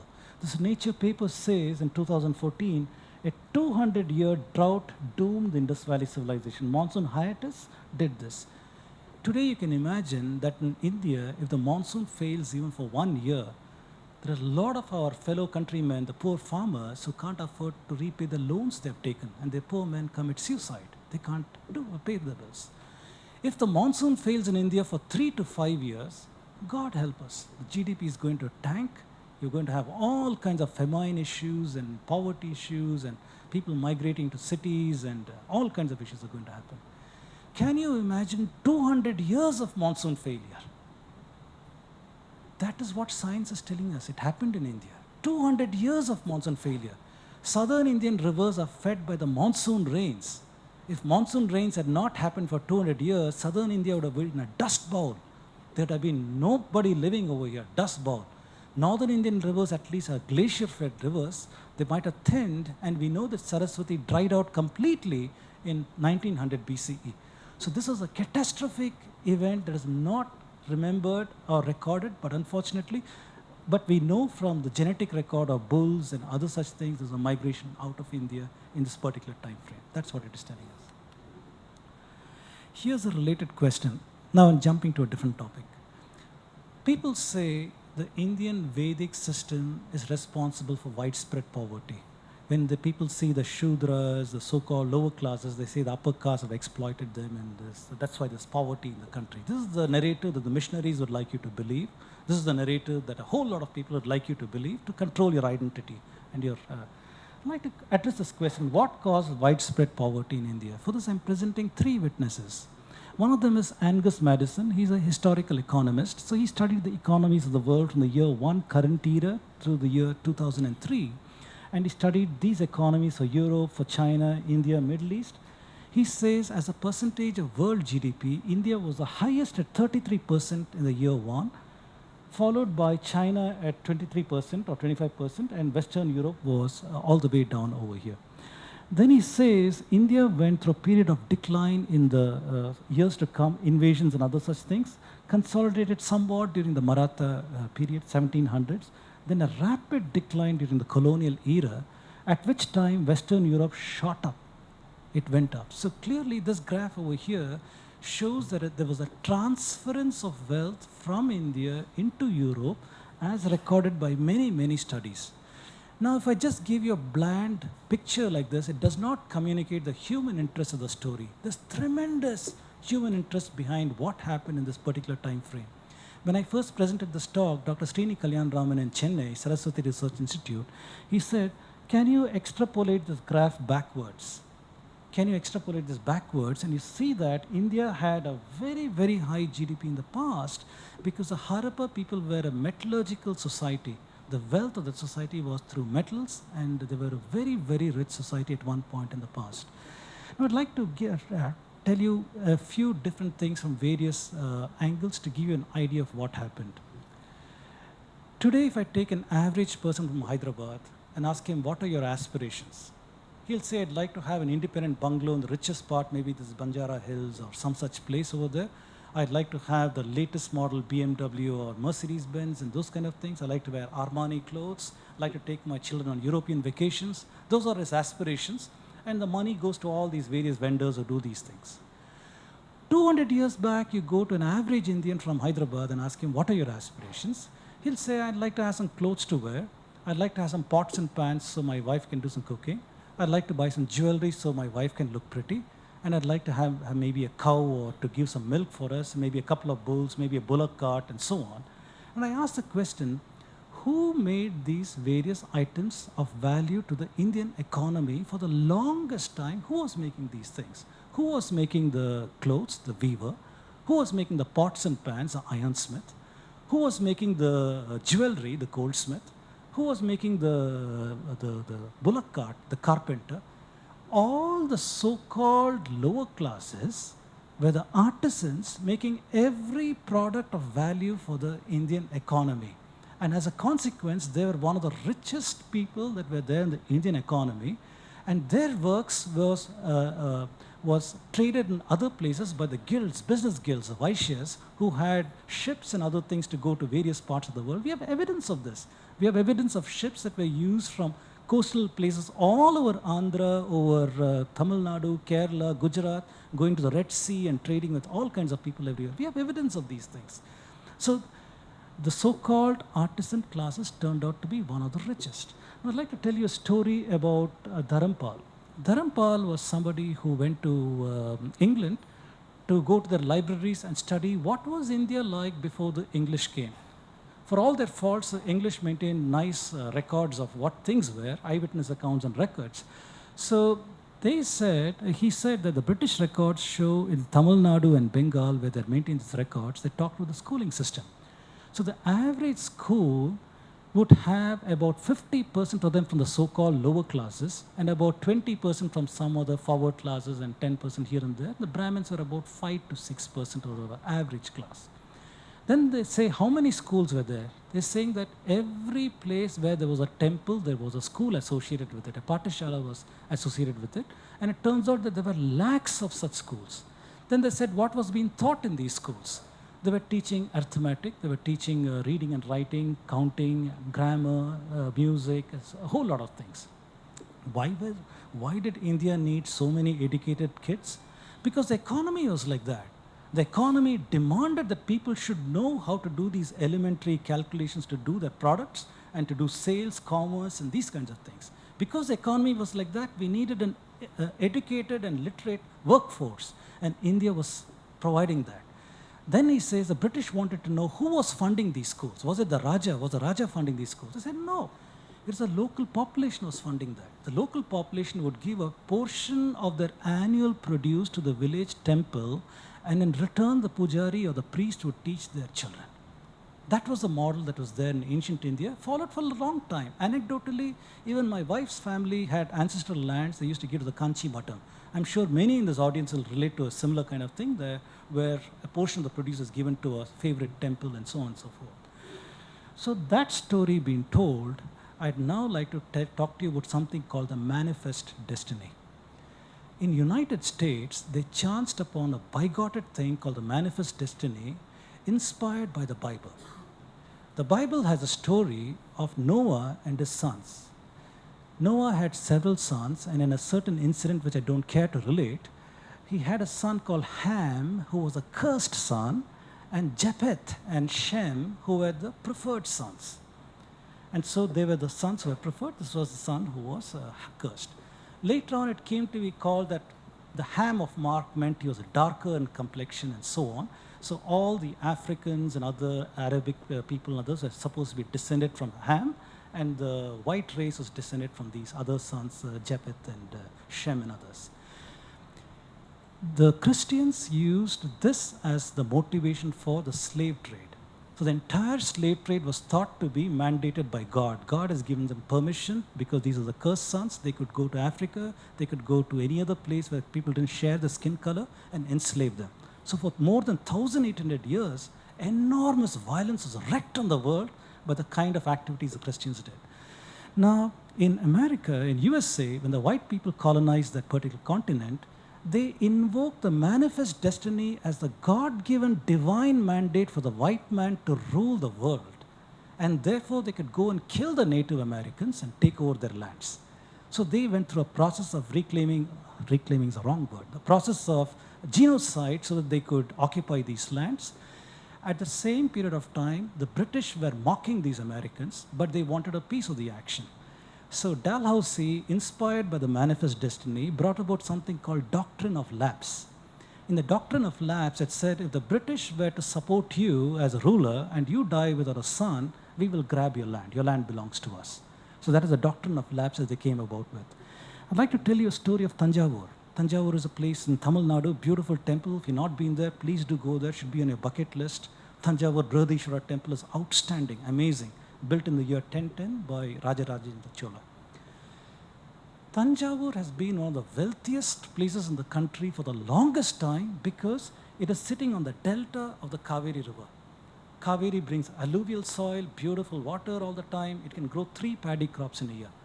So on the riches of the Kaveri Delta, the Cholas were able to rule the world, literally. They built this enormous Brihadishwara temple. If you go to Kumbakonam, you literally see thousands and thousands of temples. If you go to Tanjavur, you'll see thousands of temples. They were able to afford that, patronize science, learning, technology, dances and other things because of these riches. And that's how they went to Southeast Asia, conquered those lands, all those kind of things. Anyway, in our story, they declined. Cholas declined at some point, and then the Vijayanagar kingdom came along and they put an effective barrier so the Muslims couldn't come to the south. And after a period of time, the Vijayanagar also declined for several reasons. Then the rulers, the chieftains under the Vijayanagar kingdom, they took over independently in various parts of the world, of India. And at that time in Tanjavur, a Maratha ruler called Shivaji II was ruling. He was a Maratha chieftain under the Vijayanagar. He became the ruler.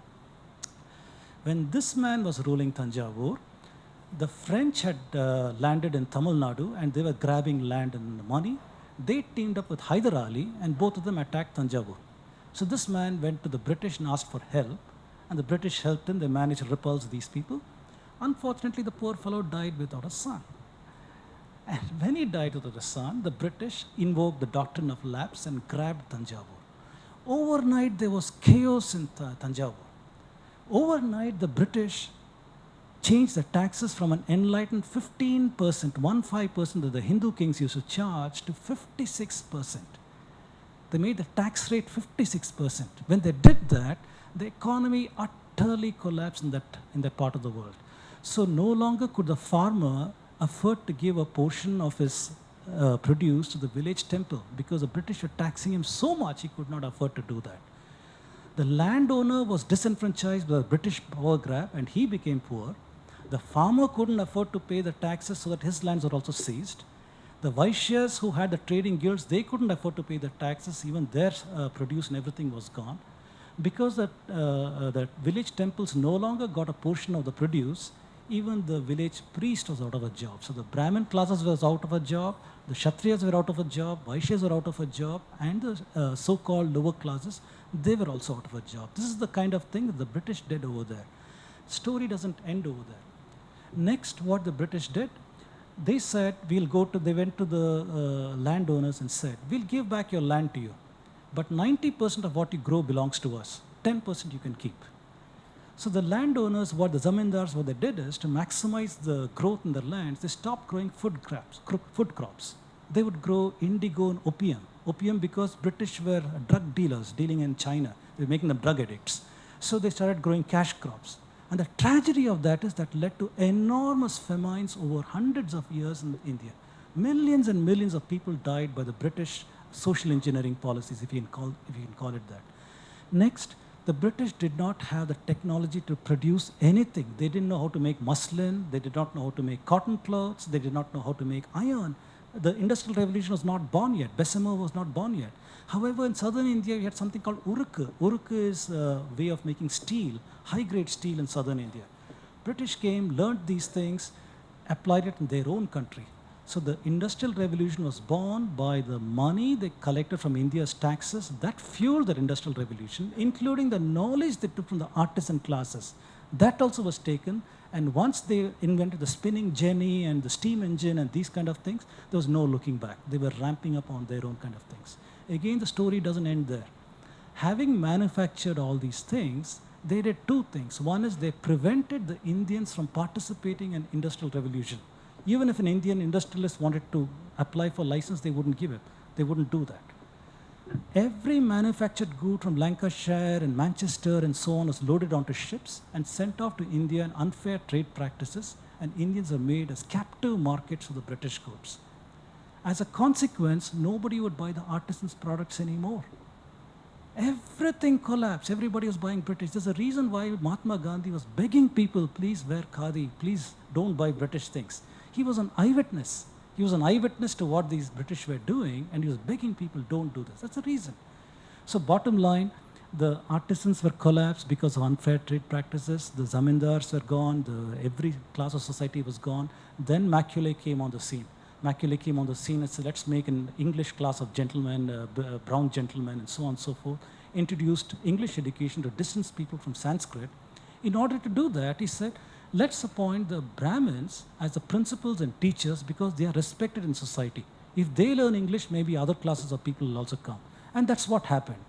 And at that time, in approximately 1825 or so, the missionaries were kept out of India by the East India Company because they had a very lucrative loot going on. They didn't want the boat to be rocked. They didn't want the missionaries to come in over there. So they didn't give permission to them. But they were coming through French lands, Dutch lands, and so on. 1825, the Baptist lobby and others, they lobbied the English crown to allow, when the charters renewed, East India Company charter to allow them to come to India. So they started coming to India. They turned the narrative around. They said, look, the Brahmin is controlling your access to jobs. He's controlling your access to education. It is because of him that you are poor. So having introduced poverty in the country, they completely perverted that message and said that you are being controlled by this. Till that period of time, India had a fluid Jati Varna system, a very, very fluid Jati Varna system. However, when these British came with their engineering policies, they brought about Risley especially, with craniometrology and things of that nature. They started classifying people into various categories, and they invented the concept of a caste.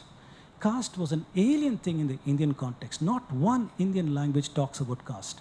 Caste comes from casta in Portugal, which they used for their classes of society of mixed races in a pejorative context. So they took that and mapped it to the Indian Jati Varna system and stratified the notion of caste in addition.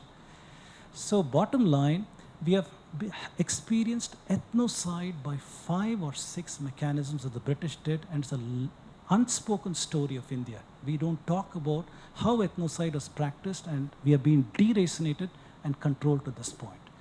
So all that is hiding in what I talked about here. So the poverty that you see over here might just appear to be a line for you, but this line is hiding enormous human interest stories. There are hundreds of PhD theses waiting here to be written in the humanities section, which one hopes that in the future India will take up. Now, one more eyewitness. This is Will Durant. Will Durant is a historian, American. He had no sympathies for the British. He came to India around 1930s, and he was horrified by what he saw. He knew about the Indian civilization. When he saw what the state the British had brought Indians to, he was so horrified, he wrote this book, Case for India. Please download it. It's a free book on Google. So you can download it and read it. It's a 150-page book. You can read it in one tea sitting. Just drink one tea, you're done with it. So he says the British incurred a debt for India of 35 million by 1792. By 1860, it was 500 million. By 1901, it was 1 billion. By the time he left India in 1929, it was 3.5 billion. He says Indians were taxed at 2 times as England and 3 times as Scotland rate. That gives you an idea of what was going on in India, how they were impoverishing the country. at that particular period of time. This dollar figure is as of 1930. It is not today's dollar figure. After this was World War II. So the British used India as a bank. Everything that they did, India was a place where they got money for.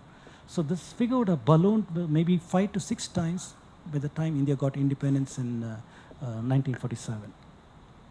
A third eyewitness. This is Utsa Patnaik, and she's an economist, and she says in 2018, she came out with a thesis saying that the British had siphoned off $45 trillion from India between 1765 to 1938. As a comparison, today, United Kingdom's economy is about $2 to $3 trillion. So there is 45 trillion versus 3 trillion. This gives you an idea of how much they've taken. She says there's virtually no increase in per capita income between 1900 to 1946. This was a time when enormous inflation was in the world with 2 world wars and things like that, and India had no growth at all. That is hiding another set of stories over there. Then she says per capita annual consumption of food grains went down from 200 kg in 1900 to 157 in the year World War II, further plummeted to 137 kg by 1946. This is hiding infant mortality, maternal mortality, mental retardation, diseases, all kinds of things are hiding under figures like this that we don't see. So if anybody comes and tells you that Vedic system caused poverty in India, the only thing you say is you're such an illiterate person.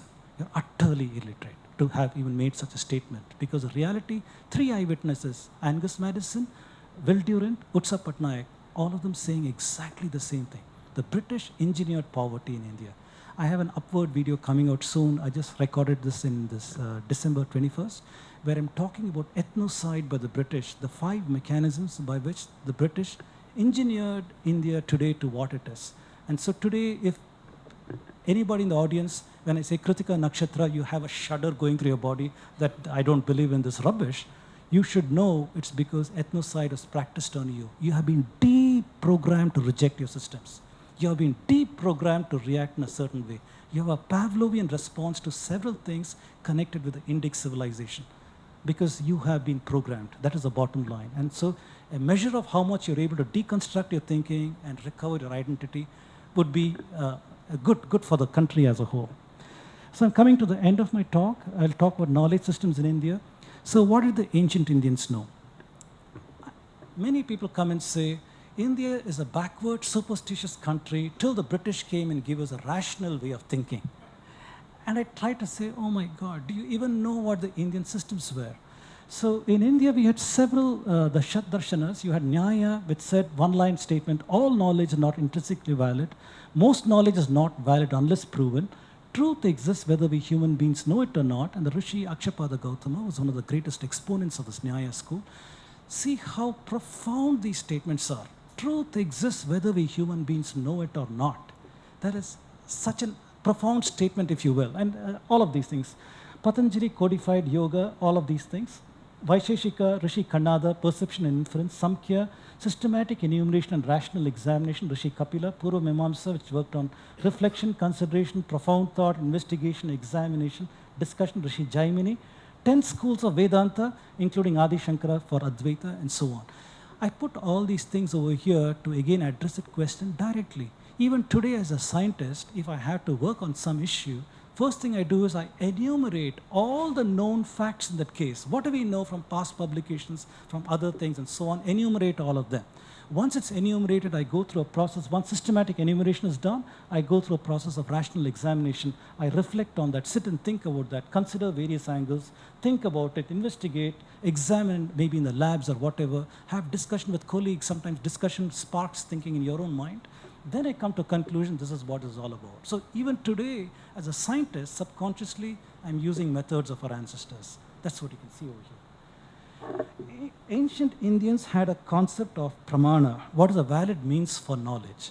Today, if I go to somebody who's doing their PhD and ask, what are you doing for your PhD? They say, oh, I'm writing my thesis, and because I'm referring to a paper published in such and such a publication, Nature, by this professor from Harvard Medical School, on his authority that he proved this, I'm following with the rest of my work. So reference 1, reference 2, reference 3. So my authority for knowledge is on the citation of these experts who came before me because they know well. I'm referring to their work and I'm continuing. So we're relying on something called Shabda Pramana of some other people. In the Indian context, we had all these ways as valid means for knowledge, Things like perception, inference, comparison, analogy, postulation, negative proof, non-perception, and relying on word of experts. Every sampradaya in India only differed in what was a valid means for knowledge. In other words, if there is somebody coming here today in today's world with some pseudoscience saying that, oh, I think the Egyptian pyramids are built by aliens and this is why I think it is, we're going to laugh that person off and say, wait a minute, there's a problem over here. So similarly, different schools of thought had opinions on what is valid and what is not valid, what can be admitted, what cannot be admitted. For example, the Charvakas were the atheists in the Indian context. They said perception alone, I'm not going to rely on anything else as a valid means of knowledge. If I can experience it, if I can see it, that is true. They rejected the Vedas and other things. So that was their notion of what will I admit as reality and knowledge. The Buddhists, reflecting the trials and tribulations of Gautama Buddha, it was perception and inference. So he went through a process of suffering and trying to understand the root cause of suffering and so on. He came to thinking finally that perception and inference, that is a means for knowledge, and that's what he did. Vaisheshika similarly starts taking from all of these things. Advaita takes from every one of these things, including Shabda Pramana. So also Jainism and Buddhism. There's a tendency today to see these as separate religions, but all that differs from the bedrock of dharmic religions is that what was a valid means for knowledge. That's the only one. I like to put this slide over here because there are a whole lot of Indians today who are deracinated. So I'd like to say, what was the goal of life in this part of the world for the dharmic person for the longest time? The goal of life was to dispel the avidya from our minds about our existence and to acquire vidya. And that vidya could be admitted by any of these methods depending on the sampradaya that you're born into or the sampradaya that you feel drawn towards. You use any of these methods to acquire vidya. This vidya could be acquired in this lifetime or across multiple lifetimes, depending on the karma that you acquire. This is our belief system. The karma that you require, that will determine what kind of birth you'll have in your next birth, whether you're closer towards a spiritual goal or more distant from a spiritual goal. That is going to dictate it. So our thinking is that at any given point in time, we have to live dharmic lives in concordance with understanding what is the karma that I'm generating and acquiring, and trying to acquire vidya about what is my true nature. My true nature is that there is no separation between the creator and the created. We are all part of the cosmos. We are all interconnected. This is the true meaning for this in this part of the world. For the longest time, this was the understanding of reality, understanding of everything else. Our goal was to understand it is only my ego, my attachment to the world of objects, emotions, and thoughts that prevent me from understanding that you and I are perhaps the same. We are exactly the same, but I see you as distinct from me because of my attachment to the world of objects, emotions, and thoughts, and these kinds of things.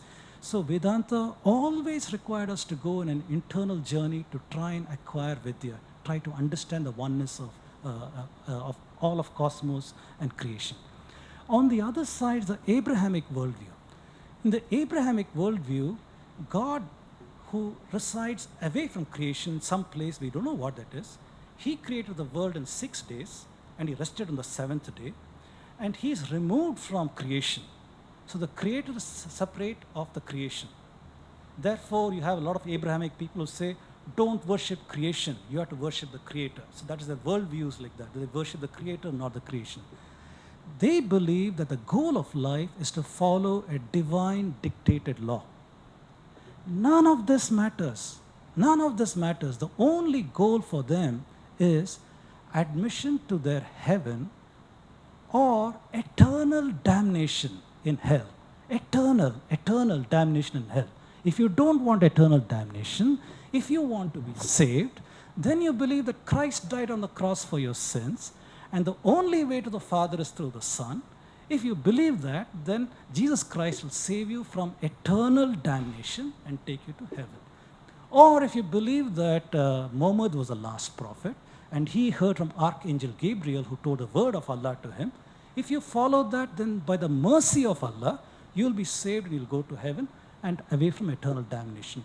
Or you follow the 10 commandments and believe that you have a covenant with God, and you follow that covenant, then you'll go to heaven and you'll be spared from eternal damnation. So the Abrahamic worldview is one of your only goal in life is to follow a divine dictated law. You don't care about knowledge. That's why science has been in conflict with religion in that society. You go and say theory of evolution, they'll say, wait a minute, God created the world in 6 days. So there cannot be theory of evolution. We cannot have man and the apes having a common ancestor because man is created perfectly in his image, according to the Abrahamic thinking. So you see that. Because of the kind of thought systems that they have history synthesis events which you must unquestioningly obey if you want to be saved. And saved from what? Saved from eternal damnation and hellfire. Otherwise it goes, it's a worldview that builds on fear, that builds on not having knowledge. They know that knowledge will ruin you. In fact, why was Eve cursed?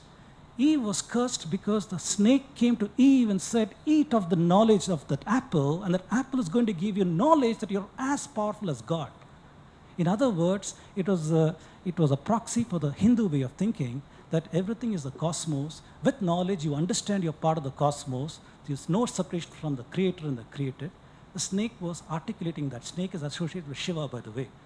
And this is a rejection from the Vedic ideas to say that Eve was cursed. So in that worldview, knowledge is not needed at all. There's absolutely no knowledge. You don't need any of these things. You only need to follow a divine dictated law. And of course, I'm not knocking on their theology. They've got a lot of theology that talks about that. But when it comes to bottom line, what is the goal of life? You go and ask any Abrahamic person, what is the goal of life? For a Hindu, it is to dispel avidya and gain vidya. And for an Abrahamic, I have to follow the divine dictated law. That is my goal in life. So I put this over here because it fits in very well the Indic worldview on knowledge and what is our role in life, what do we do in life. Our goal is to acquire knowledge. What knowledge? Any knowledge. Any knowledge system that you follow sufficiently deeply enough will lead you to a spiritual way of life. It will give you humility and teaches you the enormousness of the knowledge systems out there. It will tell us that we don't know what we really don't know. So humility comes in once you go embark on this path. Okay, that much said, knowledge outflow out of India. Many people come and say that Indian knowledge systems, Indians got mathematics from the Greeks, they got astronomy from the Babylonians, they got something else from the Chinese. So it turns out that in the narrations of the Marxists and others, Indians have been very good students for the longest time, but we never taught the world. For some reason, we just kept learning, and never taught the world.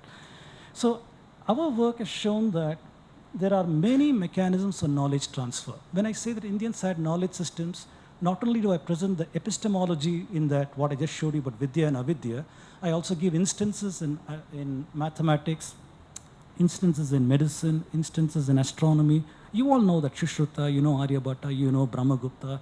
I don't want to say the things you already know. We have got enormous thought leaders. Any period of time you go, there are thought leaders who are generating knowledge in the Indian context. I also claim that this knowledge went out of India in various periods of time. That is what I'm showing you over here. When I say this, people say, where is the evidence for that? Who took that knowledge? Which route did it go? How did it go to the rest of the world? So here are some of them. There are Vedic records that talk about migration to the west 3000 BCE. We talked about climate change induced migration 2000 BCE. We talked about how the Mitannis, the Hittites, Elamites, Canaanites, Babylonians all had contact with India between 2000 BC to 500 BC. This reflects in the trading things that they had, including the theological systems that they adopted. We can show a lot of Vedantic thoughts corrupted and used in their systems of life.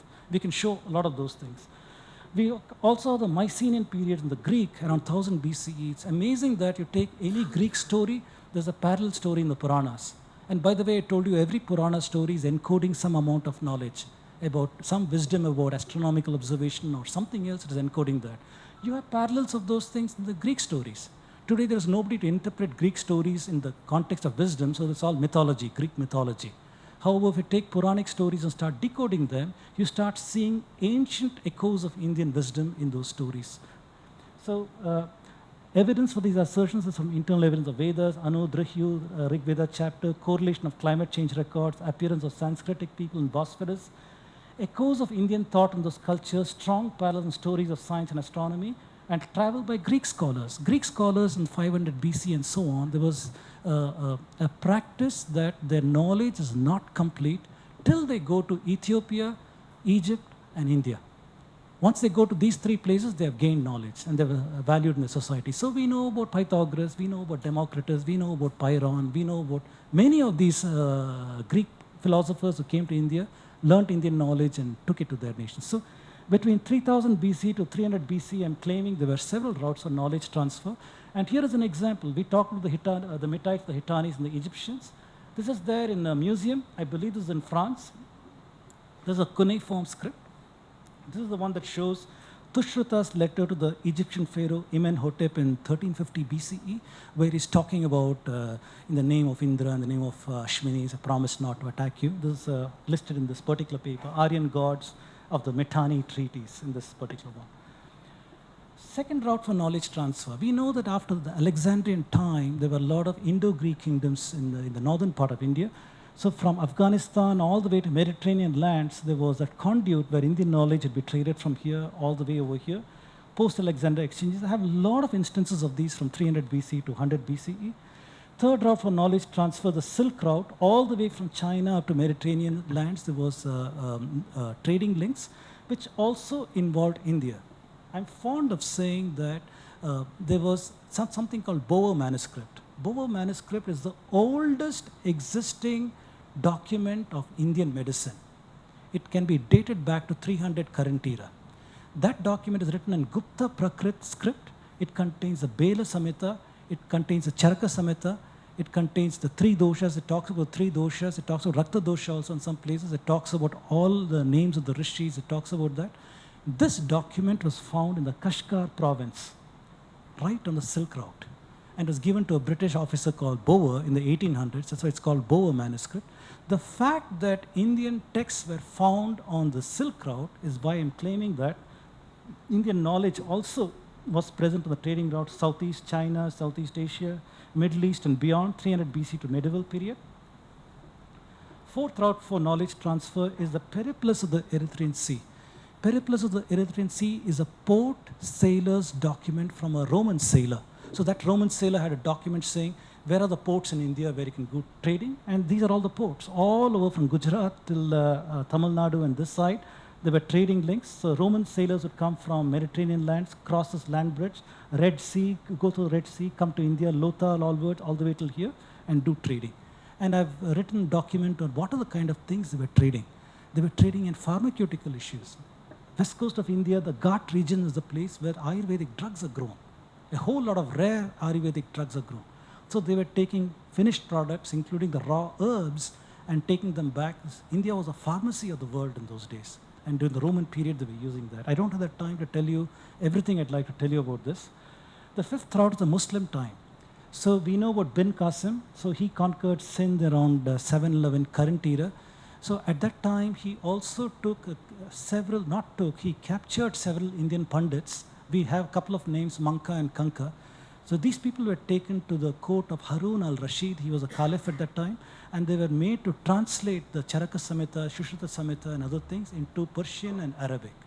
And we know that. And we also know that at that time, the Muslim world was from here in Sindh, all across Afghanistan, Arabian places, northern Africa, up to Spain in Egypt, in Europe, southern Spain. Cordoba was the capital. So Indian knowledge taken from India, translated in Baghdad, was pushed all the way to Spain. And from Spain, it went into Western Europe, things of like Ayurveda, mathematics, and many, many other things. So this period we're talking about is 700 current era to 1600 current era. For example, Al-Baruni, when he came to India, he came with a reference letter from the Sultan of Baghdad to Ghazni, saying that when you go to Hindustan to raid them, also take this man along. He's a scholar. So when you're raiding Hindustan, he will copy the textbooks and get their knowledge back. And that's how when Al-Baruni from the northern part of India, he went towards Somnath to destroy Somnath. This man took a detour and went to Ujjain to copy the text in Ujjain. So it's amazing once you start looking at these things and understand the amount of destruction that there was there of Indian knowledge systems and how at the same time they destructively took knowledge from India. 700 current era to 1600 current era. Sixth route was European church travelers. From 6th to 10th to 19th centuries, we know of several travelers. We know of Marco Polo. We know of Jordanus Catalani. We know of John of, I forget the name, but one particular John, several people over here. We also know that in the southern part of Spain was Muslim, the northern part of Spain was Christian. The capital over there was Toledo in the north and Cordoba in the south. In Toledo, there was a Christian monastery whose only job was to translate the Arabic texts into Latin. Because the, Western Europe at that time was in the grip of the Dark Ages. Ever since they adopted Christianity in 330 current era through the Constantine, ever since they did that, they burnt what they call pagan knowledge. All of the learning that they had via the Greek contact with India, all of that library of Alexandria was burnt. In Greece, the libraries were burnt, temples were burnt, and they went into a deep dive of depressive Dark Ages. Disease was rampant, illiteracy was rampant, the church was controlling their minds, and this was the state of Europe for the longest time. In the 10th and 11th centuries, the noblemen would say, the Moors are M-O-R-S, the Muslims, they have better knowledge than us, so the eldest born son would be sent to the Muslim lands to learn from them and come back. That was their technology.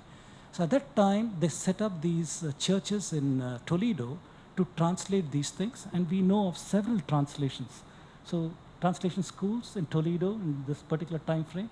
Colonialists from 16th century, 20th century, the Portuguese, Dutch, French, British, all of them. So in this graphic, I've shown how Indic knowledge was picked up by the Greeks and Romans, how it was destroyed by the Christians when Europe became Christian in 330 current era. But that knowledge also lived on in the Roman lands. The Roman lands meaning that Lebanon, Syria, all these places which didn't become Christian, they continued to have that Indian knowledge, and that was acquired by the Muslims when they took over. So the Muslims are consolidators who got the Greek-Roman knowledge. They also destructively took Indian knowledge, and you have some of the greatest scientists of the Muslim world, Al-Kindi, Al-Ghazali, all these people. They were able to do their work because they had access to Greek works, Roman works, and Indian works. So they were the first truly multicultural scientists, if you will.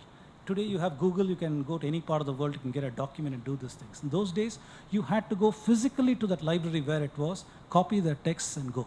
So these guys had access to all this knowledge. That's why between the years 700 to about 1100, you find a lot of Muslim advances because they had access to Indian knowledge.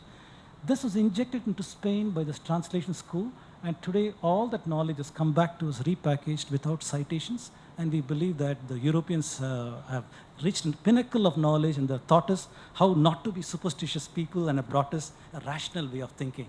We have forgotten where this knowledge came from. Very, very unfortunate. Here's a paper of mine in 2018. If you're interested, you can read that. Selected Contribution to Indian Knowledge Systems. I have over 50 to 60 references here where I'm talking about some of these things. So final section, is the Indian civilization recent or ancient? We started with that question. People have always asserted, when I said that Indian civilization is ancient, the academicians would come and say, civilization means you must have urbanization. You must have urbanization, which implies diversification of population, which means there was agriculture to support them, which means they had a script to pass on knowledge. That is civilization. If you didn't have that, that's not civilization. I tend not to take such a narrow academic definition and try to look for other notions of civilization. And before that, evidence of ancient people, archaeological finds. We have a whole lot of archaeology in India. I'm not going to talk about this. Please look at my other talks. There's a lot of things over there. Here I give evidence of high thinking. If you were to go to several of the Shanti mantras in several of the Indian texts, whether it's Upanishads or the Vedas and so on, you find evidence of high thinking. No longer is it, God, please give me money, please give me wealth, please forgive me my sins, destroy all my enemies, make me wealthy, and all these kind of things. There is evidence of a people who have transcended their narrow requirements and are high thinking. They are saying, let all be happy, let all be healthy, let all do well. Sarve bhavantu sukhinaha, sarve santu niramaya. This is the kind of high thinking that was there in the Indian subcontinent for the longest time. based on dharmic ideas. Evidence of that comes everywhere. If you take, for example, Katha Upanishad, Taittiriya Upanishad, and all of these Sveteshwara Upanishad, you find that. I've given several more examples. I'm not going to talk about that. Several more, many other Shanti mantras that talk about these things. So my conclusion for today's talk is that we have an unspoken history of ancient India, which our textbooks don't tell us. We have deep knowledge systems, high accomplishments in a wide range of fields: math, medicine, astronomy, grammar, arts, architecture. Evidence of a highly cultured people from ancient times. Pan-India evidence of cultural similarity. Evidence of knowledge transmission to the world.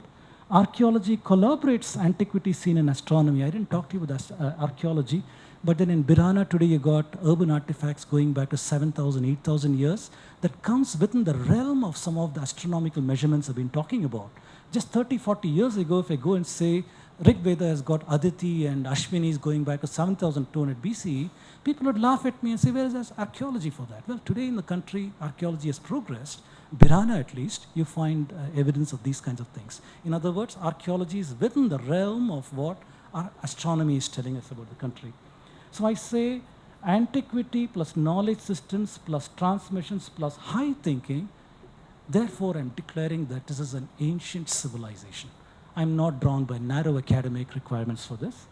So conclusion, what our history books do not teach us: evidence-based narration helps us to validate ideas, claims, and opinions. If we don't go with an evidence-based narration, we are going to be hostage to these 5 forces that I talked about that want to control our minds and thinking, and eventually you're going to fall prey to whatever rubbish they want to program you with. So evidence-based narration helps us to demolish these things with knowledge, and I've shown that it's an out-of-India theory, ancient civilization. I've shown invasions are responsible for widespread poverty, not Vedic civilization. Conclusions to rewrite Indian history, and I've presented some of these things at least. So that is the end of my talk. Thank you very much. Thank you. Thank you. Thank you.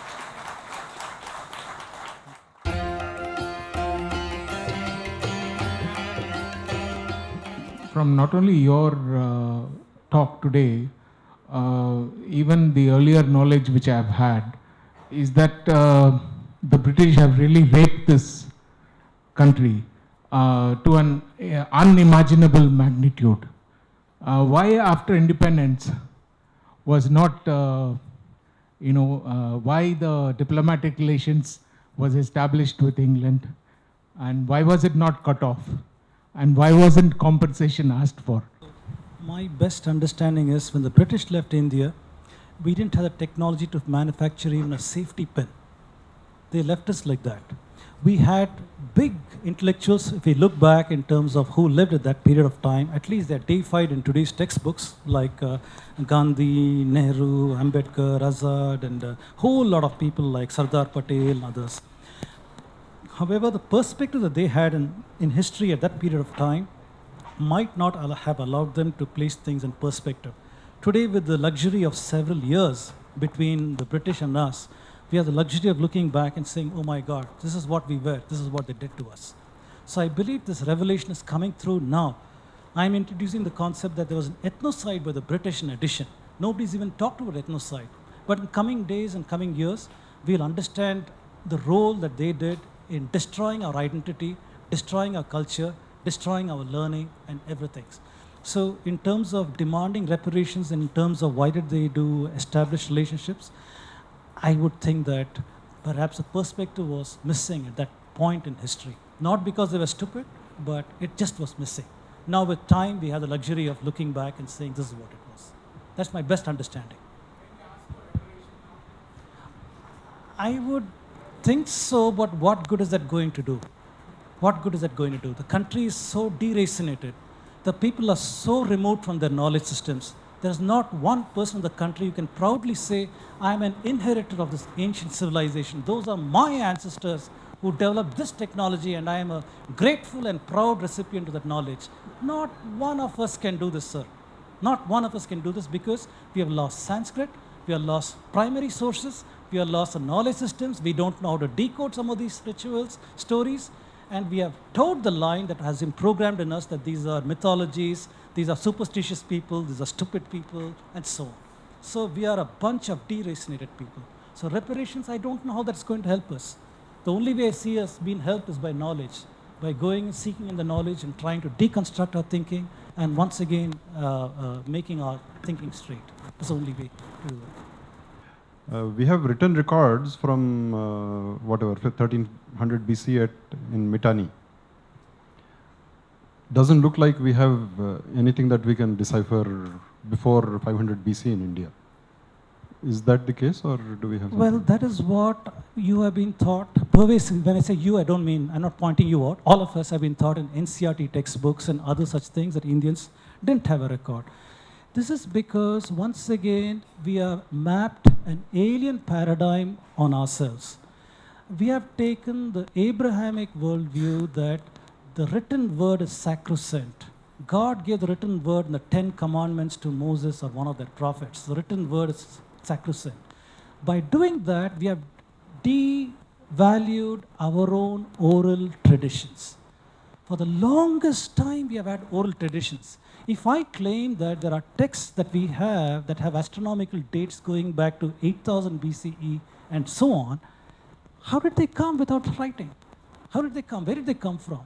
So clearly, they were passed on orally and perhaps through media that has not survived, writing media. For example, Yajnavalkya says Indians wrote on cotton cloth. Yajnavalkya, I am dating to 2982 BCE. So he says he wrote on cotton cloth. So that has not survived. The Babylonians were lucky that they lived in a place where clay was plentiful. The Tigris and the Euphrates Valley provided plentiful clay out of which they could make baked clay tablets, a cuneiform, and use reeds to write on them. And that medium has survived till today. I hope that in the future we'll find treasure troves in India, but as of today we haven't found such treasure troves of writing. Namaste, sir. My name is Abhinav. In your presentation, you have been kind of disproving and criticizing the Marxist ideas of Aryan invasion theory. But when it coming to the economic aspect, you are supporting your argument by using Utsa Patnaik's research. I think you know She's a leftist. she is the wife of Prabhat Patnaik. She's a leftist, yes. Yeah, so both are kind of hardcore Marxist economists. So how far is it appropriate to use that kind of I got a question. So, as Hindus, our quest in life is for Vidya. Our quest in life is to analyze what people may say without putting them into pigeonholes. We don't want to put them in pigeonholes saying there's no value that you have to offer to me because you're a Marxist. If she has an insight that is worth understanding and taking, I am required to apply the Shatdarshanas, perception, inference, enumeration, systematic analysis, and so on, and then see if there is value, pramana, in what she's saying, and I should take that. So this is the way I should do. So having said that, if I were to encounter some paper by some Marxist scholar and so on and so forth, I cannot categorically dismiss it because that is avidya. That is an expression of ignorance that I'm pigeonholed you and I'm not going to listen to you. We are required to analyze and then take that knowledge. So in that sense, I don't see a contradiction in what I'm doing. I don't see a contradiction. One argument you might have is, am I cherry picking results? Am I picking results that are good for this? Now that is a fear that all scholars have, including myself. We hope we are not doing that because we're looking at alternate evidence also. But there's every possibility that our biases might creep into the narratives that we have. You didn't ask that question, but I'm filling it in for you. Recently, Subramaniam Swamy has come up with a book, Reset. In his research, he is estimating that around $70 trillion was the amount. So don't you think it is time to update your research instead of 45 to 70? I don't know. Maybe you're right. Maybe I've not encountered Subramanian Swamy's figures, but he's a renowned economist himself, a law person rather. But I would certainly like to read it and see his sources and take that. So the figures that I've given to you is not as an endorsement per se of the numbers that are given. I hope that you see my methodology is to show you three witnesses that are talking similar. Will Durant said some number. Is that number right? We don't know. Angus Madison showed some numbers. Is that number right? We don't know. But as far as the trends are concerned, as far as the figures are concerned, we are seeing that there's corroboration in 3 independent lines of evidence. And that's good enough for me. Then the specifics of how much of money, should we have reparations, all those are relevant questions, but not relevant to my talk at this point. I wanted to illustrate and show evidence-based that the British caused poverty in India and not the Vedic system, social system. Namaste, Rajji. Giridhar Mamidi here. Sir, the known return evidence that we have of a script in India probably dates around the Mauryan time, and I mean, what is generally accepted by the historians. And the Indus script, or if we call it a script, that has not been deciphered yet. So, how do we fill the gap in terms of the time frame between the Rigvedic knowledge time frame and the Mauryan period, where we did not have a script? Probably we did not have. The tradition says you have Smruti and Shruti. So probably it was an oral tradition. But then for so many thousands of years without a script, without documenting anything, be it the Indus or the sites after that, we did not find evidence of writing anywhere. So now, how do we try and fill this gap? Is there any research on that? What's your take on it? There's a lot of research on that. It's a very good question. A lot of research on that. I spoke about this issue in a couple of other talks during this talk tour. First thing is, we understand script is different from language. A script can be used to encode any language, if we will. Harappa script, is that encoding agglutinative language, a script? Is it agglutinative script? Or is it a rebus kind of a entity? Or is it encoding a so-called Aryan script or a so-called Dravidian script? These are all things people have researched and are talking about, and I try to give an analysis of that. There is also evidence that Harappan script gave way to the Brahmi script. There is a transitive Brahmi script found in Bet Dwaraka by archaeologist S.R. Rao, which he dated to about 1500 BCE, and that shows how the Harappa symbols were morphing into Brahmi script. There is a work by Professor Subhash Kak, I forget the journal's name, where he did a frequency analysis. He said, what are the 10 most common Harappa scripts? What are the 10 most common Brahmi scripts? And he put them next to each other. And just by eyeballing it, you can see that the Harappan script gave way to the Brahmi script because of the shapes that they have. Very, very interesting piece of work. Then I presented a lot of non-Harappan, non-archaeological evidence of script in India from our oral traditions. Many of our oral traditions, I got a list of more than 20 such sources that talk about writing. Max Mueller said writing came to India in the Chandas period, which is around 1000 BCE. I didn't tell you about Panini. Panini talks about Lipi, Panini talks about Lipikara and other such things. Yajnavalkya, I told you how Indians wrote on cotton cloth. Megasthenes came to India and he said Indians have got signpost and Indians have writing. So many eyewitness accounts are there, oral accounts are there that writing was in India. Gautama Buddha himself, even in his time frame, there are Buddhist works that talk about all the scripts that he learnt as a boy in school, and that includes several of the Brahmi variants that he learnt in school. And when is Gautama Buddha born? If you believe the Eurocentric narratives, maybe 450, 400 BC and so on. However, if you go by the recent temple that they found in Lumbini in Nepal, a Buddhist temple around 550 BCE, it's not possible that Buddha was born after a Buddhist temple is there. So it's before that. If you go by the Puranic account, put him back to 1800 BCE. Do you see, sir? So we have a lot of problems in our history because it has been distorted. So when you tell me dates of 500 BCE, when you tell me of Ashokan time, Mauryan time, and these kinds of things, every one of them is questionable. Every one of them is questionable. We have this as received wisdom, but the received wisdom can be revisited and we can show we have problems with these things. So that is the bottom line. And I don't know when India will wake up to the idea that we have to revisit these things, but we have tremendous amounts of internal evidence that is disregarded. And it is disregarded because after William Jones, Max Mueller, and a whole lot of others took knowledge from the Puranas and other things, They turned around and said Puranas are unreliable. We can't use them. So after having taken whatever they could, they turned around and burnt it up saying that it's unreliable. Today it's fashionable among Indians to say Indian sources are unreliable because the colonialists told them so. That's the world we have, sir. So any other dates that you give, I'm sorry, simply can't buy it. So in my talk, I presented about 20 data points of non-archaeological, non-Harappan accounts of writing in India that go back to enormous antiquity, if you will. You are correct in asking where is the evidence. That's why I said that if you listen to what Yajnavalkya said, Indians wrote on cotton cloth, and cotton cloth would have deteriorated. We never had a concept of, well, we did, but maybe not from the time frame where we buried people with their goods. We always burnt things.